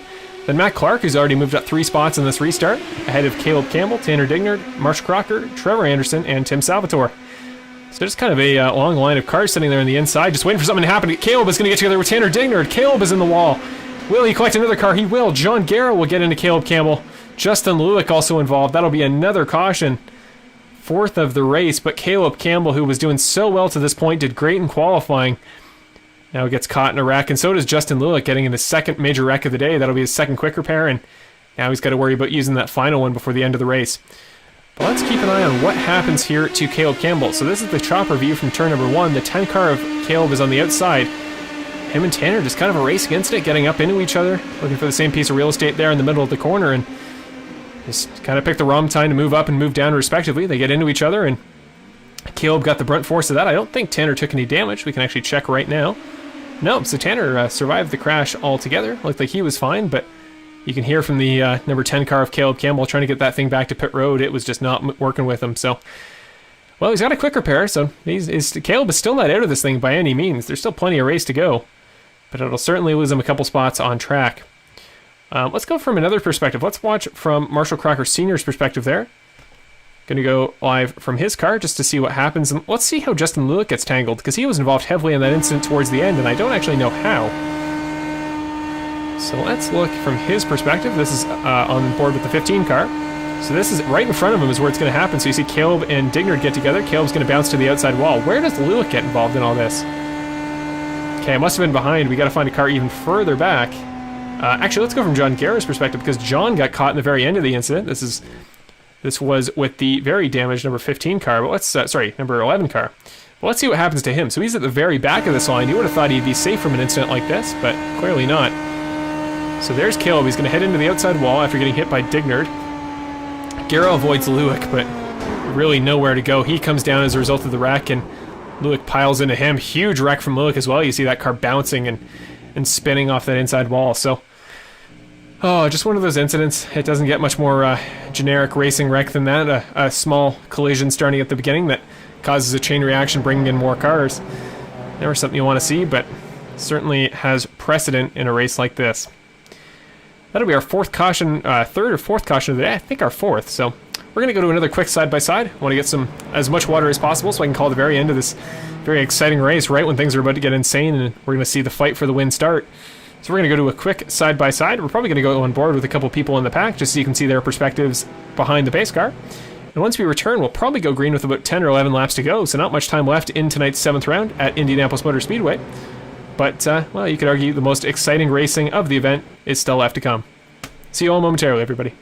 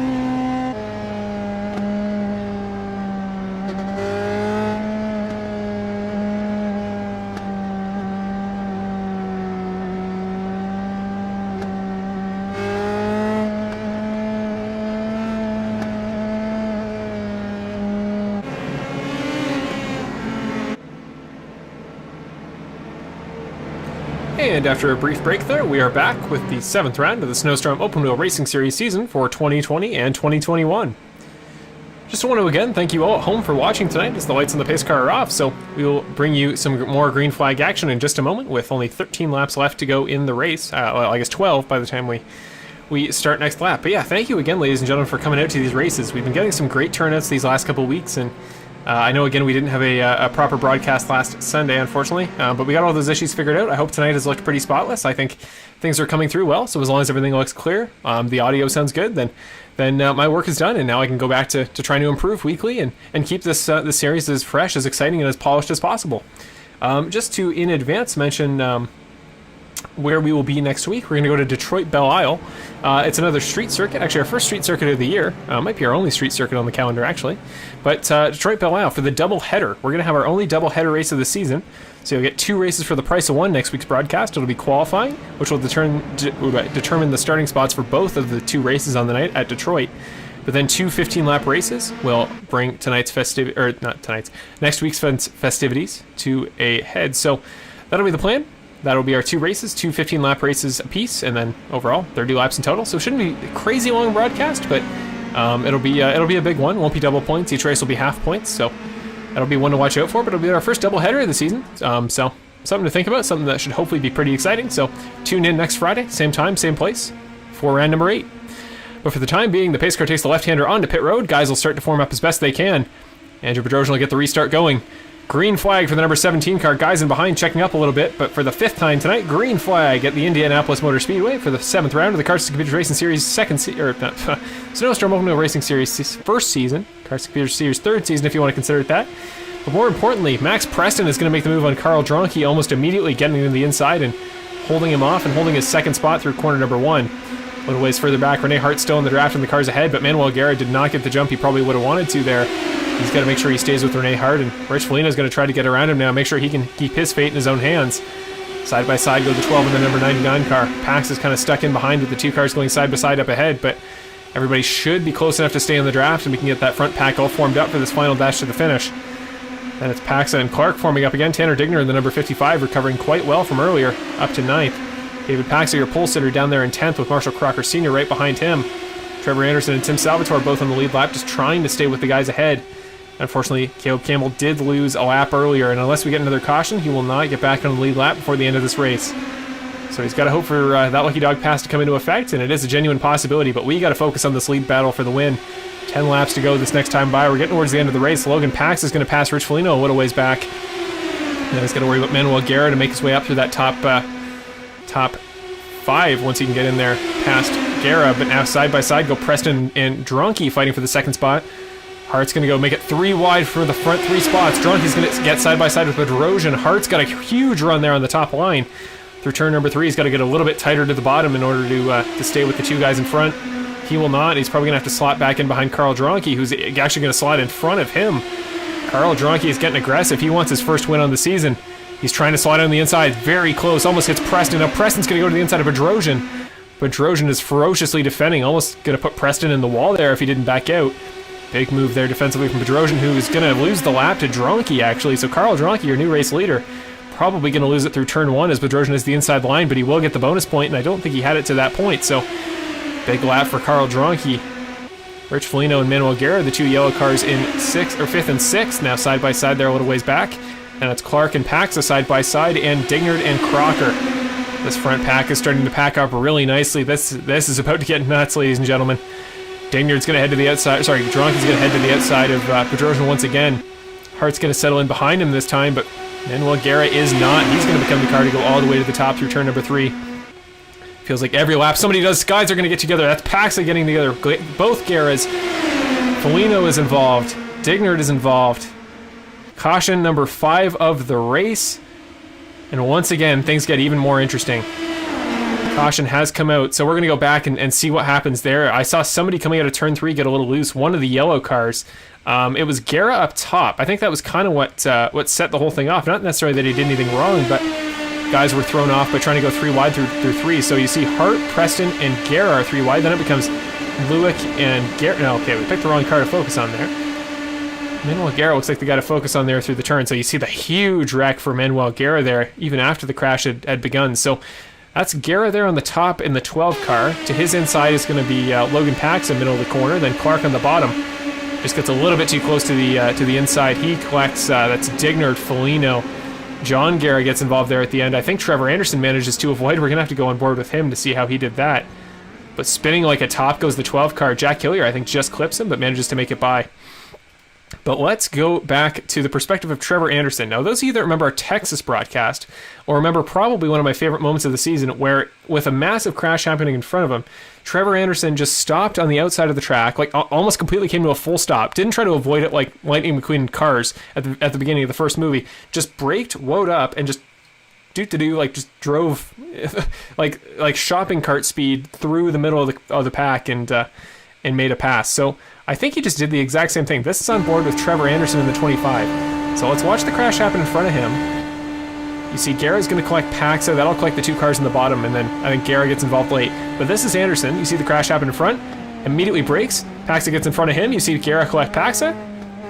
Just drives right through it. You can even see Manuel Guerra's spinning car there in his left mirror there. So Trevor Anderson, master of the slow down crash aversions. It's something he's done really all series, and it's worked so far. I've seen Trevor Anderson involved in very few incidents besides the one with Andrew Bedrosian, who we're now looking at up front as the current leader. The incident that those two had earlier this season in round 3 at Monza. with that being said, we now look at Andrew Bedrosian, again, your race leader, probably going to have 6 laps left to defend his spot for the win after this pace car under caution. So again, we do have the green-white checkered if necessary. I think if a crash happens immediately as we start, we might trigger it first lap. So if the first lap we go back to green, we immediately get another caution, then the green-white checker will be put into effect. And for those of you that don't understand the green-white checkered or don't know what it is, the green-white checkered essentially means that if you have a situation where the caution laps would put the race to an end, we'd pass lap 70 and the race would come to an end, we get one attempt to have a 2-lap dash to the finish, at which point the next flag ends the race. So if we get a yellow flag comes out, then whoever was winning at the time it comes out is the race winner. If we get a white flag, usually they won't try to throw a caution if another crash happens after that. But then we would have 1 lap to go. Checkered flag ends the race.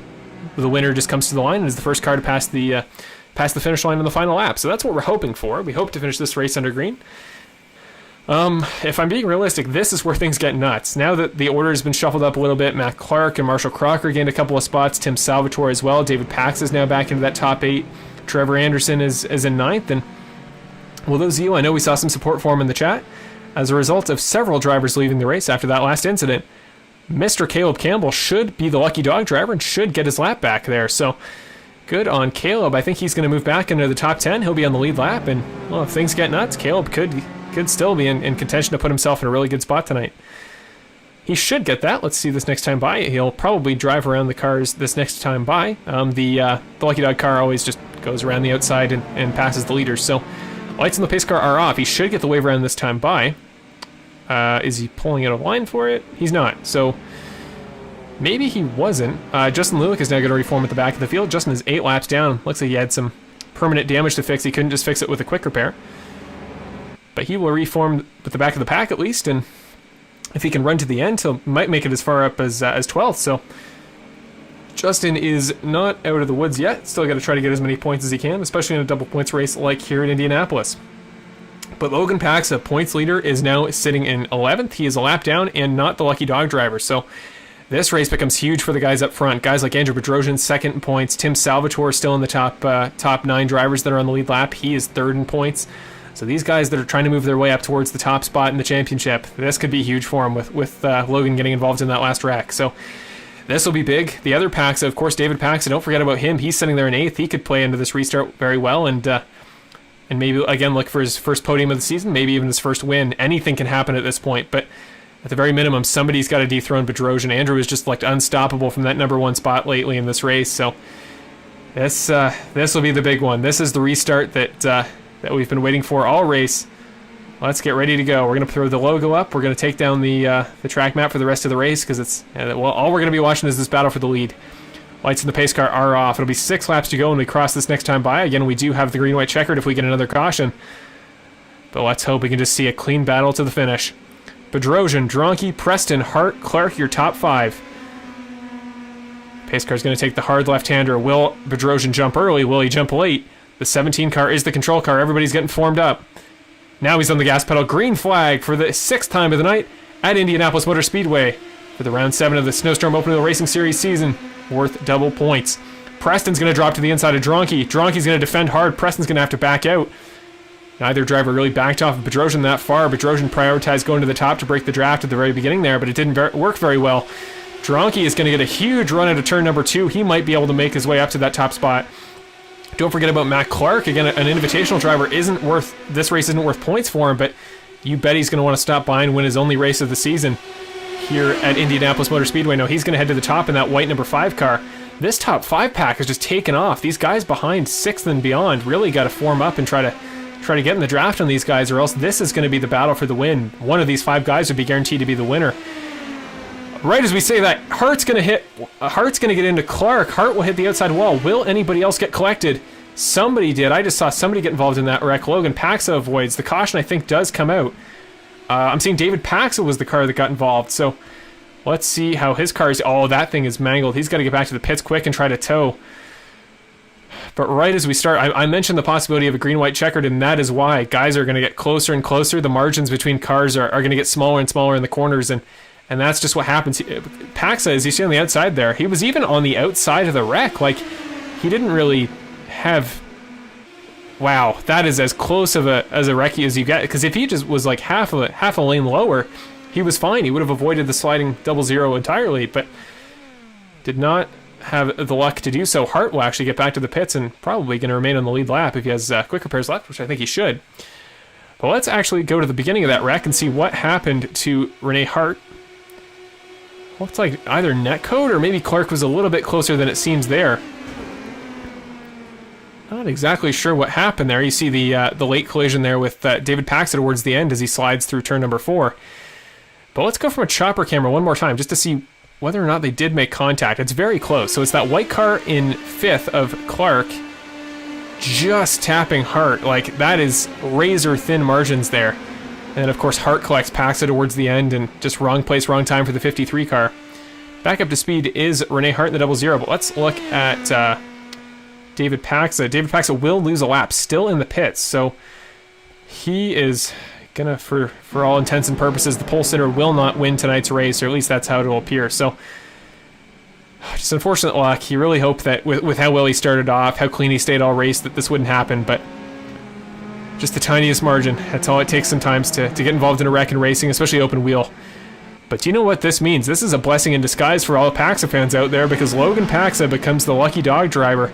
He'll have to sit at the back of the starting line, but he becomes, once again, a lead lap driver. And, well, it'll be 2 laps to the finish. Not much time for him, but, well, he's on the lead lap. And our championship leader, sometimes that's all he needs, is just to be in contention. Whether the stakes look big, if his situation looks dire, it doesn't matter. He can never really count the 16 car out of a race, and now he'll get the lap around the pace car that he needs to get back in contention.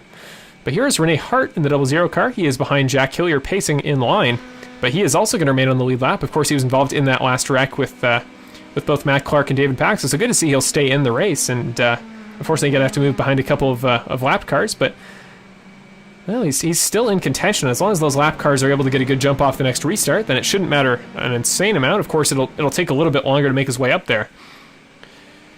So we'll see if the lights on the pace car come off this next time by. We'd be going green with 2 laps to go, which I think, yeah, would trigger the green-white checkered. I don't think we would get one more attempt if we get another caution, so we'll play it by year. I actually don't know how that works. I don't think I've ever had a race I've hosted that's triggered the green-white checkered with 2 to go. So I genuinely don't know. This should be the last restart, but genuine possibility that that isn't the case. So let's say, ladies and gentlemen, for, again, all intents and purposes, this will be the finish to tonight's race.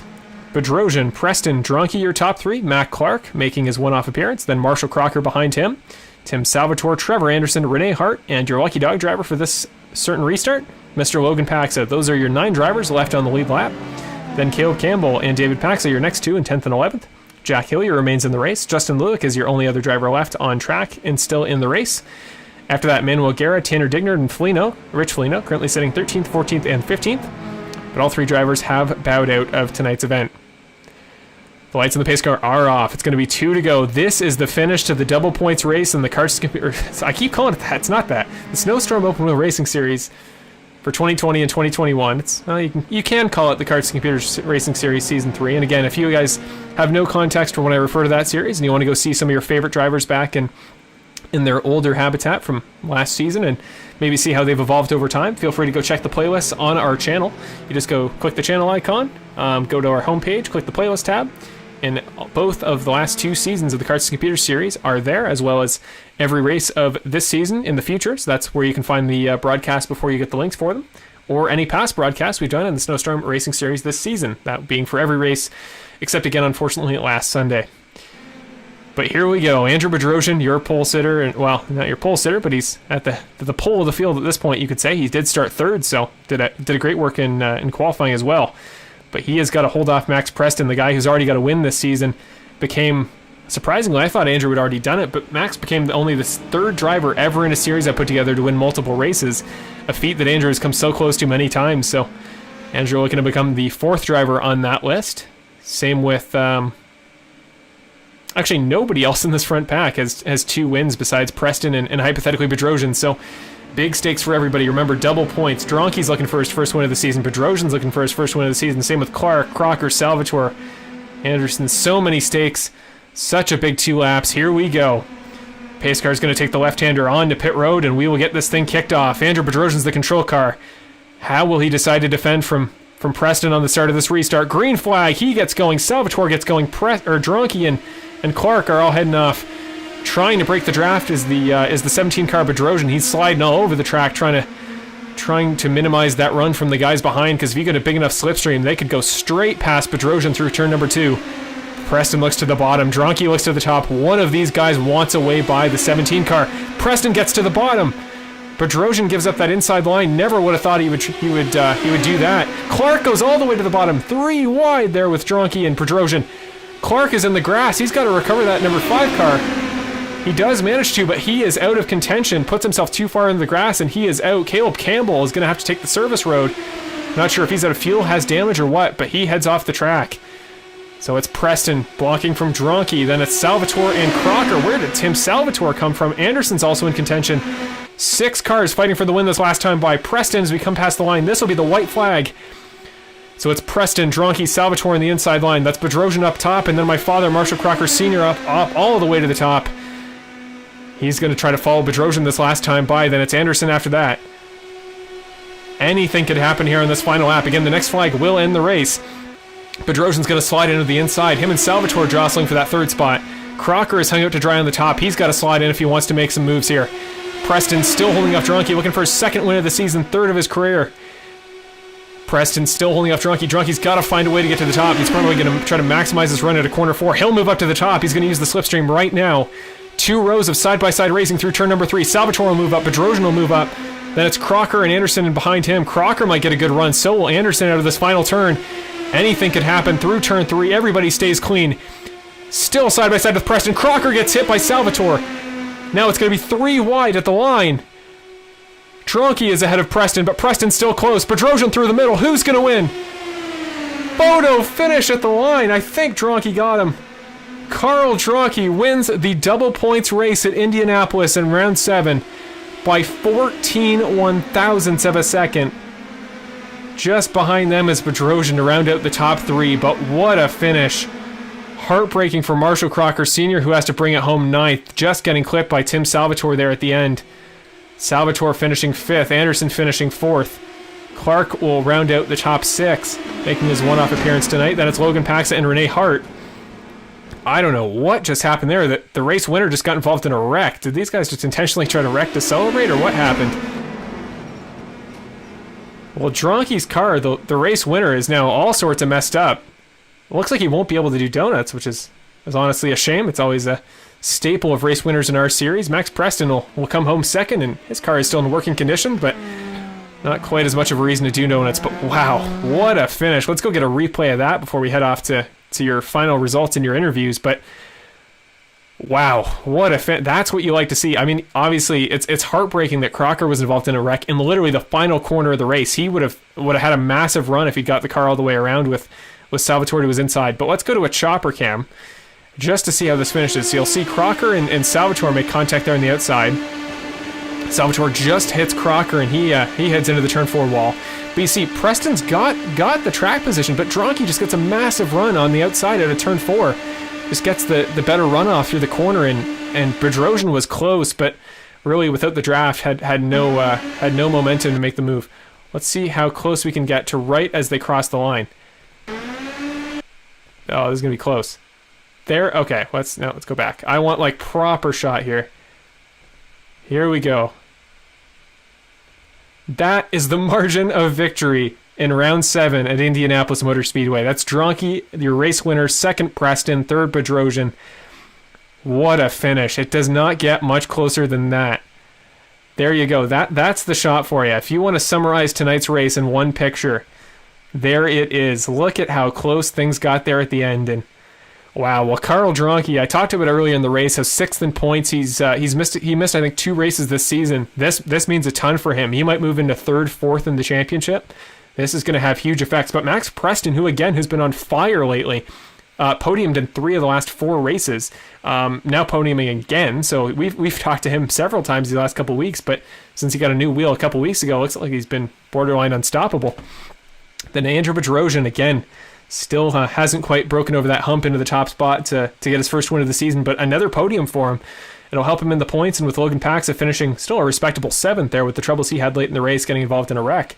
Still a good recovery from the number 16 car, and should probably still be your points leader after tonight. But I think we're going to put up your race results with these with this shot on screen, because it doesn't get much better to encapsulate tonight's events than that. So let's bring down your logo. We will go to your final results.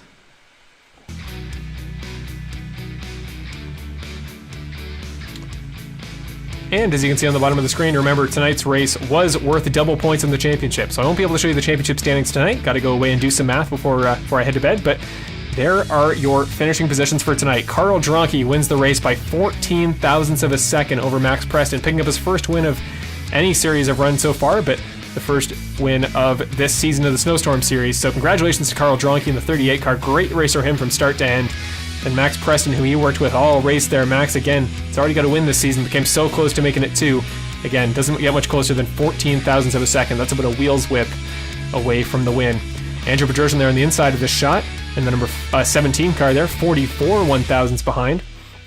So close to the win for him as well. Again, looking for his first win of the season. He was led such a large majority of tonight's race. I guarantee he'll get the most laps led, bonus points, and going to get the bonus points for leading a lap as well. So great points day from Bedrosian regardless. This will help him in his pursuit of Logan at the top of the point standings.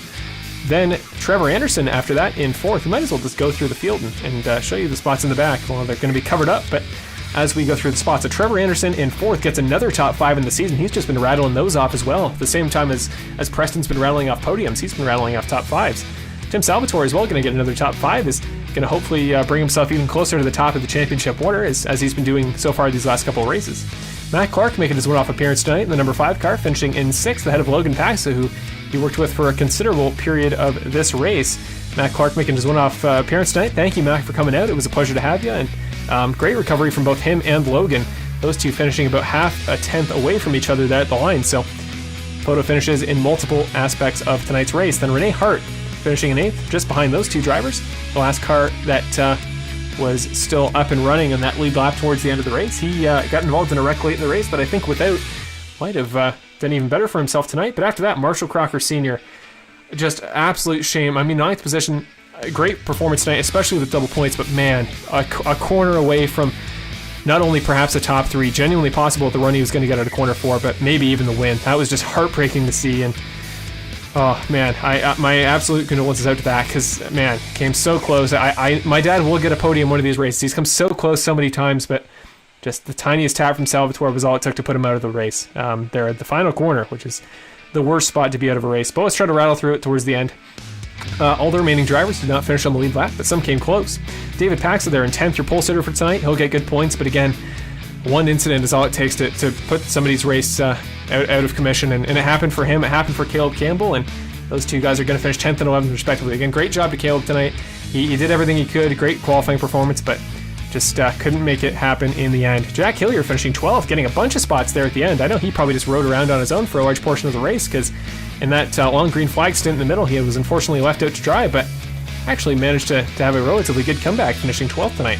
Justin Lulick finishing in 13th after that. These are the drivers that were involved in a wreck on, I think, lap 61 towards the end of the race, and did not finish as they ran into quick repairs. Justin Lulick, Manuel Guerra, Rich Foligno rounding out your top 15. Tanner Dignard, John Guerra, and Sam Huard round out your field for tonight. Wow, one of the best races we've had all season. This was an absolute joy from start to finish, and now we can get to your race-ending interviews here. Going to start with Andrew Bedrosian, who finishes 3rd tonight. It's one of his many podiums on the season. Let's just get a few things set up, and we will go to your first interview of the night.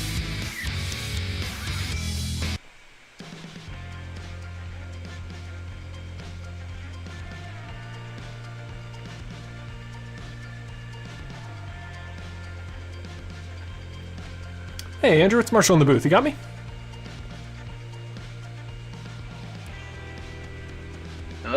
Oh, hey Andrew, you got me?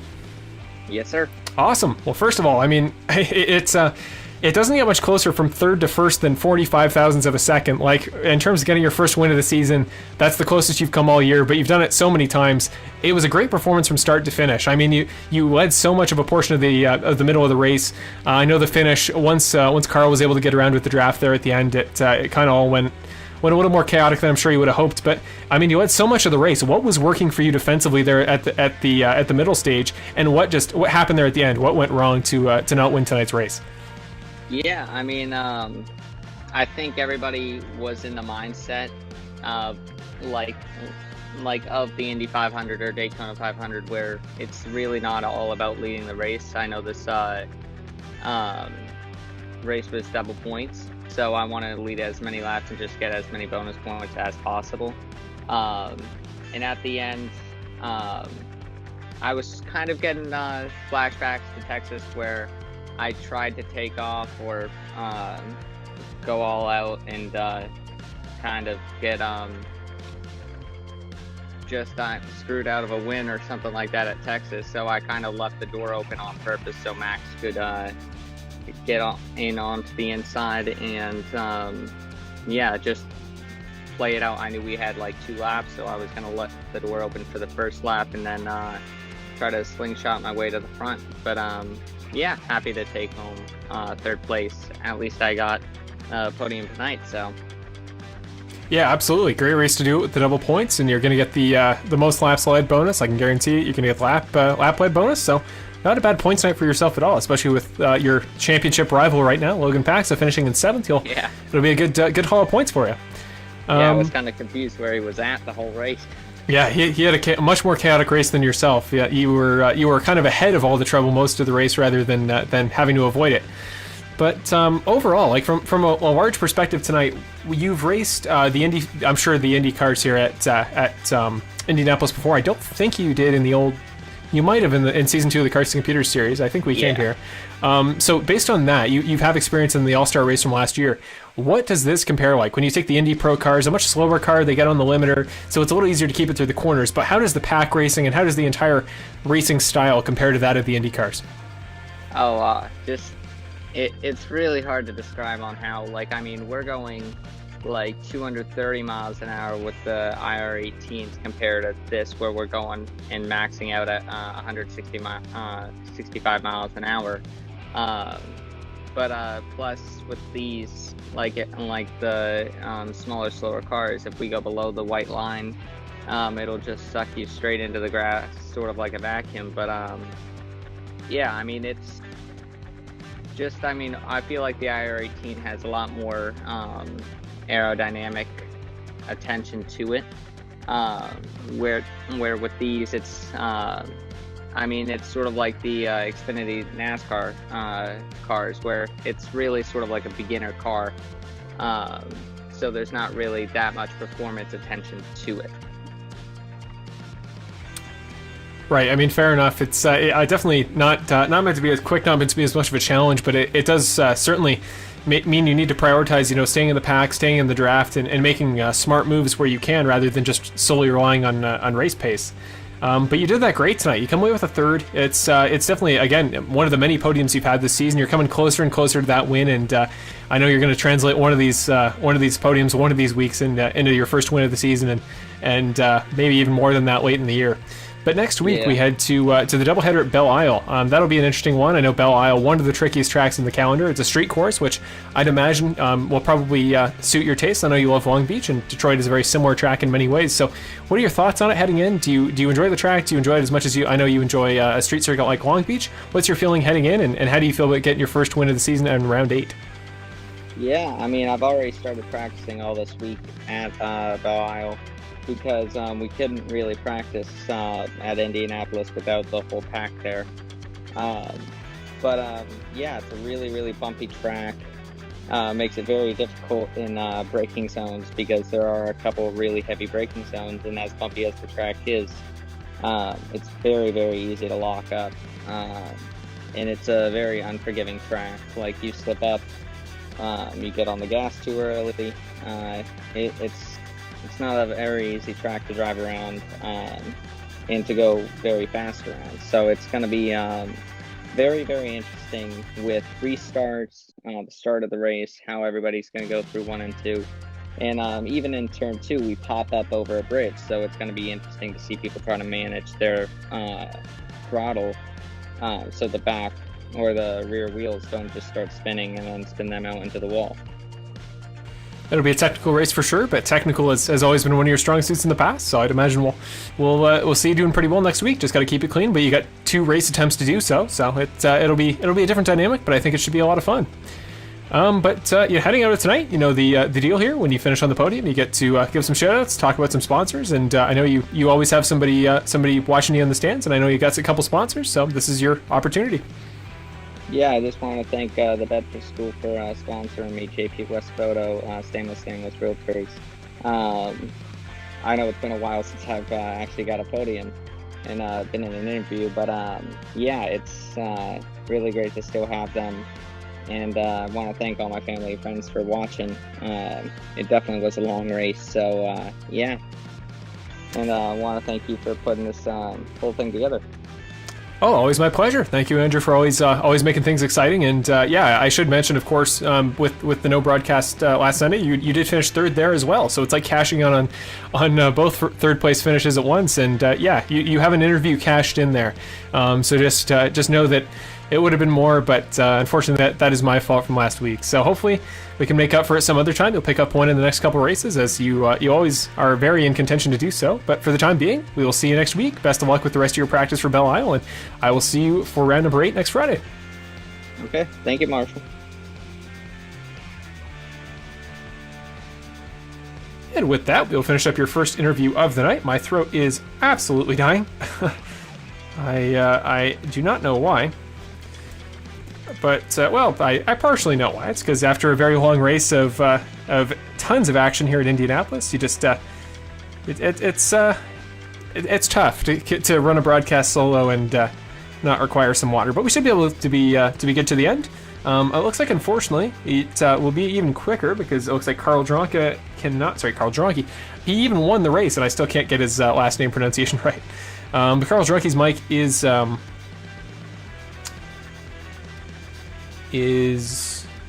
okay, so his mic is not working, so we might not have an interview with tonight's race winner, which is a shame. With how action-packed tonight was, it would be fascinating to figure out what happened with Carl at the end there, what his strategy was for the final restart.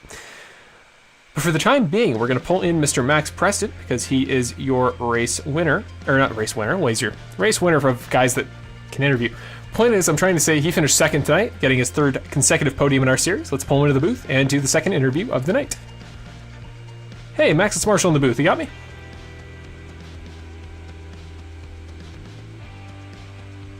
Hey, Max, it's Marshall in the broadcast booth. You got me? Hey, it's Marshall. Sorry, I had to unmute my microphone there. Oh, no worries. Just always want to make sure we can hear me. I've had no technical issues to this point, but there's always something, so I figured that might have been it, but we're good. So it's good to see we're still going flawless to this point. But speaking of flawless, I mean, borderline flawless race tonight. I know that Andrew was the guy that led so many laps tonight. Carl's the one that's going to come away with all the glory, but man, you pick up your 3rd podium in 3 races. I think you're 100% for podiums, I believe, since you got the new wheel and pedals. I still have a conspiracy theory that has something to do with it, but maybe not. Maybe it's just the pure talent. But really, over the course of the whole race, 70 laps, you were always there at the front. I don't think he left the top 5 the last 60 laps at all. So was it a plan at all going in to think, okay, well, if I sit at the front, I can avoid all the incidents in behind? Were you worried about driving that front pack, or were you pretty comfortable with the guys around you? Yeah, absolutely. There's a lot of strategy going into this race, a huge amount, right? Because I knew for certain a few things. One, we'd be full throttle 100% of the time, unless there was a crash or something else, right? And number 2, pretty much the guy who's in 25th on the second last lap can win the race anyway. So it's going to be a lot of thinking, a lot of strategy going on here. So I knew one thing was for certain, that there was going to be massive carnage in front of me at some point, right? Which there was on lap 2, which I have no idea how I came away from that double crash unscathed, but I did. So just watching the replay now, actually. But there's a lot of preparation coming into this race, because I knew one thing was for certain, that everyone would be roughly the same speed. So with that in mind, I had to get myself on the inside, and I was on the outside for quite a while there, because I was able to at least get some of the draft coming out of the sideways of Andrew's car. So I was at least able to get a bit of a draft while having no one technically in front of me as I was leading the second lane. So I was able to maintain consistency at that point. But I knew for sure that Caleb behind Andrew was an issue, so I had to get on the inside at some point. And so once I did that, I was just off the throttle, just driving, cruising. I had didn't really have to worry about too much. Yeah, there's a lot of racing going on. There's a lot of 3-wide action going on. I just followed the lanes on the road. Just made sure to keep my nose clean, make sure to keep my wheels clean as much as possible.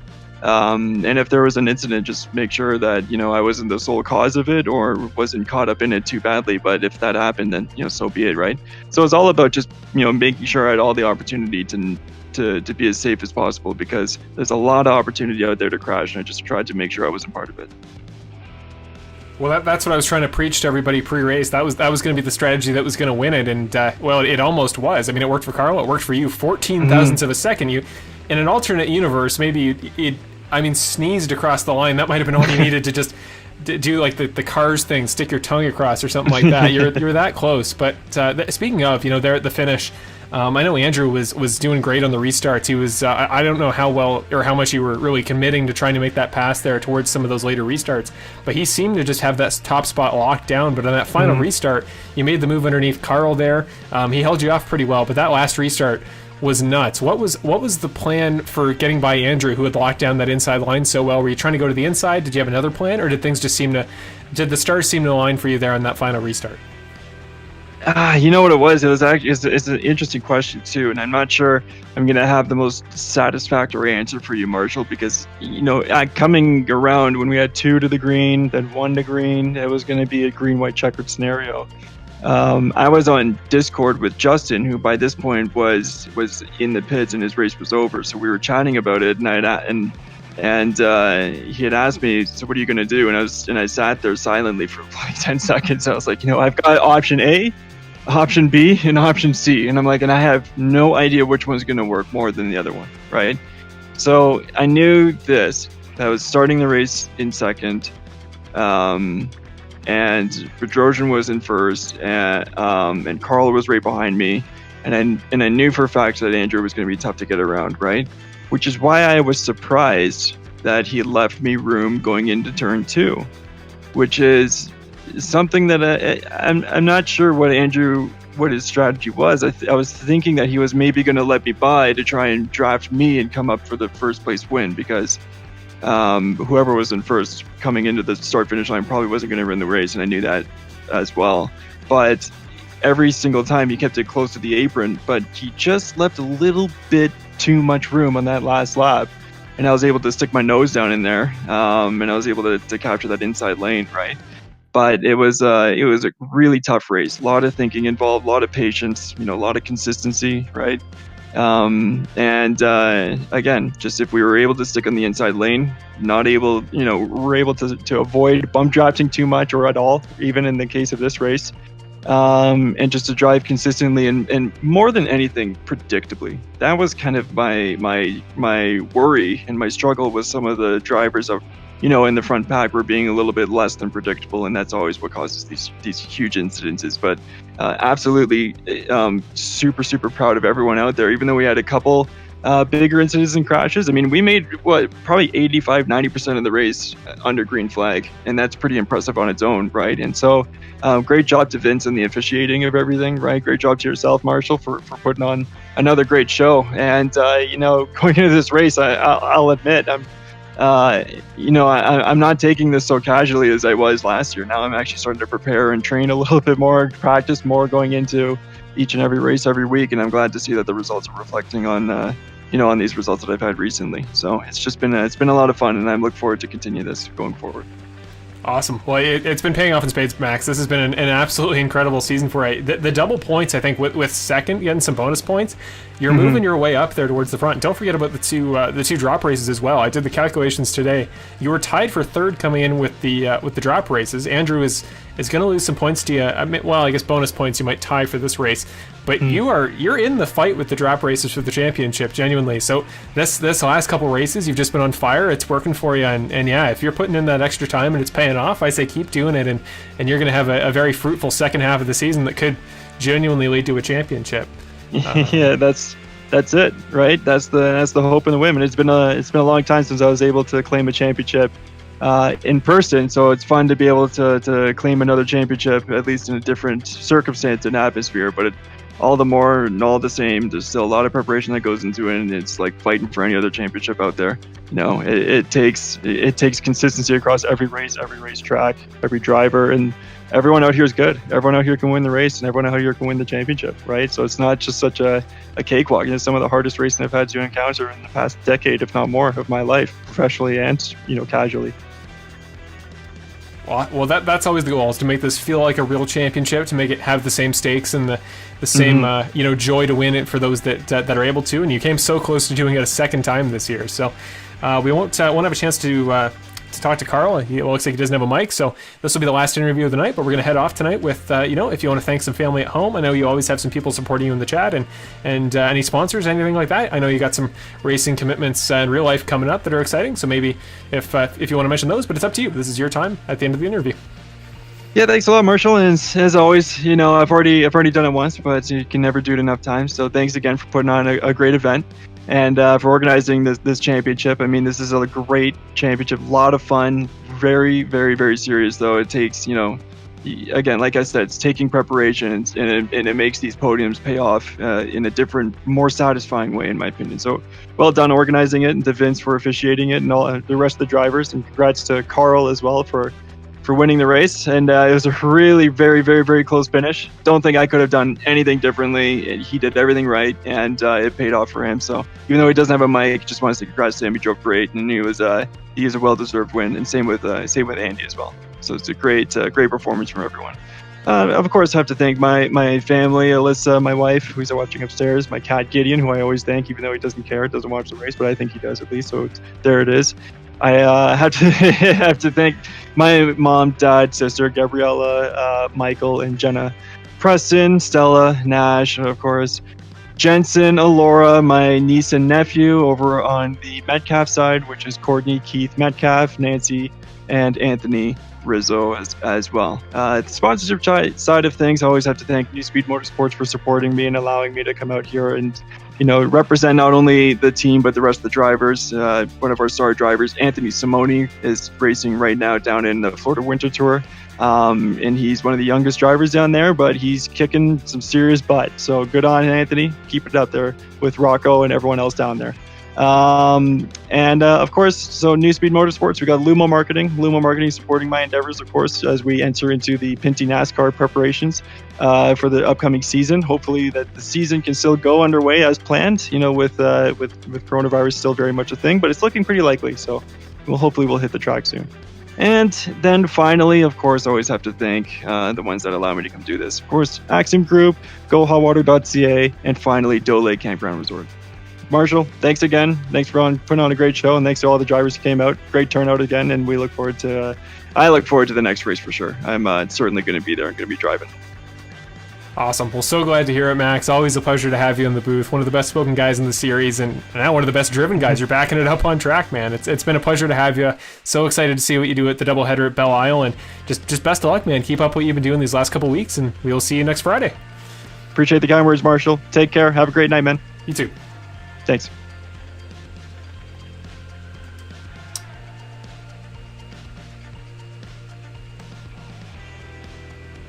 And with that, we will round out your final interview of the night. Again, as I just mentioned, unfortunately, Carl Dronke's mic is not working at the moment, so unfortunately no interview with him to round off the night, but there he is in the corner of your screen. We're going to head off the broadcast tonight with, well, I think this shot, unfortunately the logo's over it. We're going to head off with this shot that I think, if there's no better visual to perfectly represent tonight's race than that.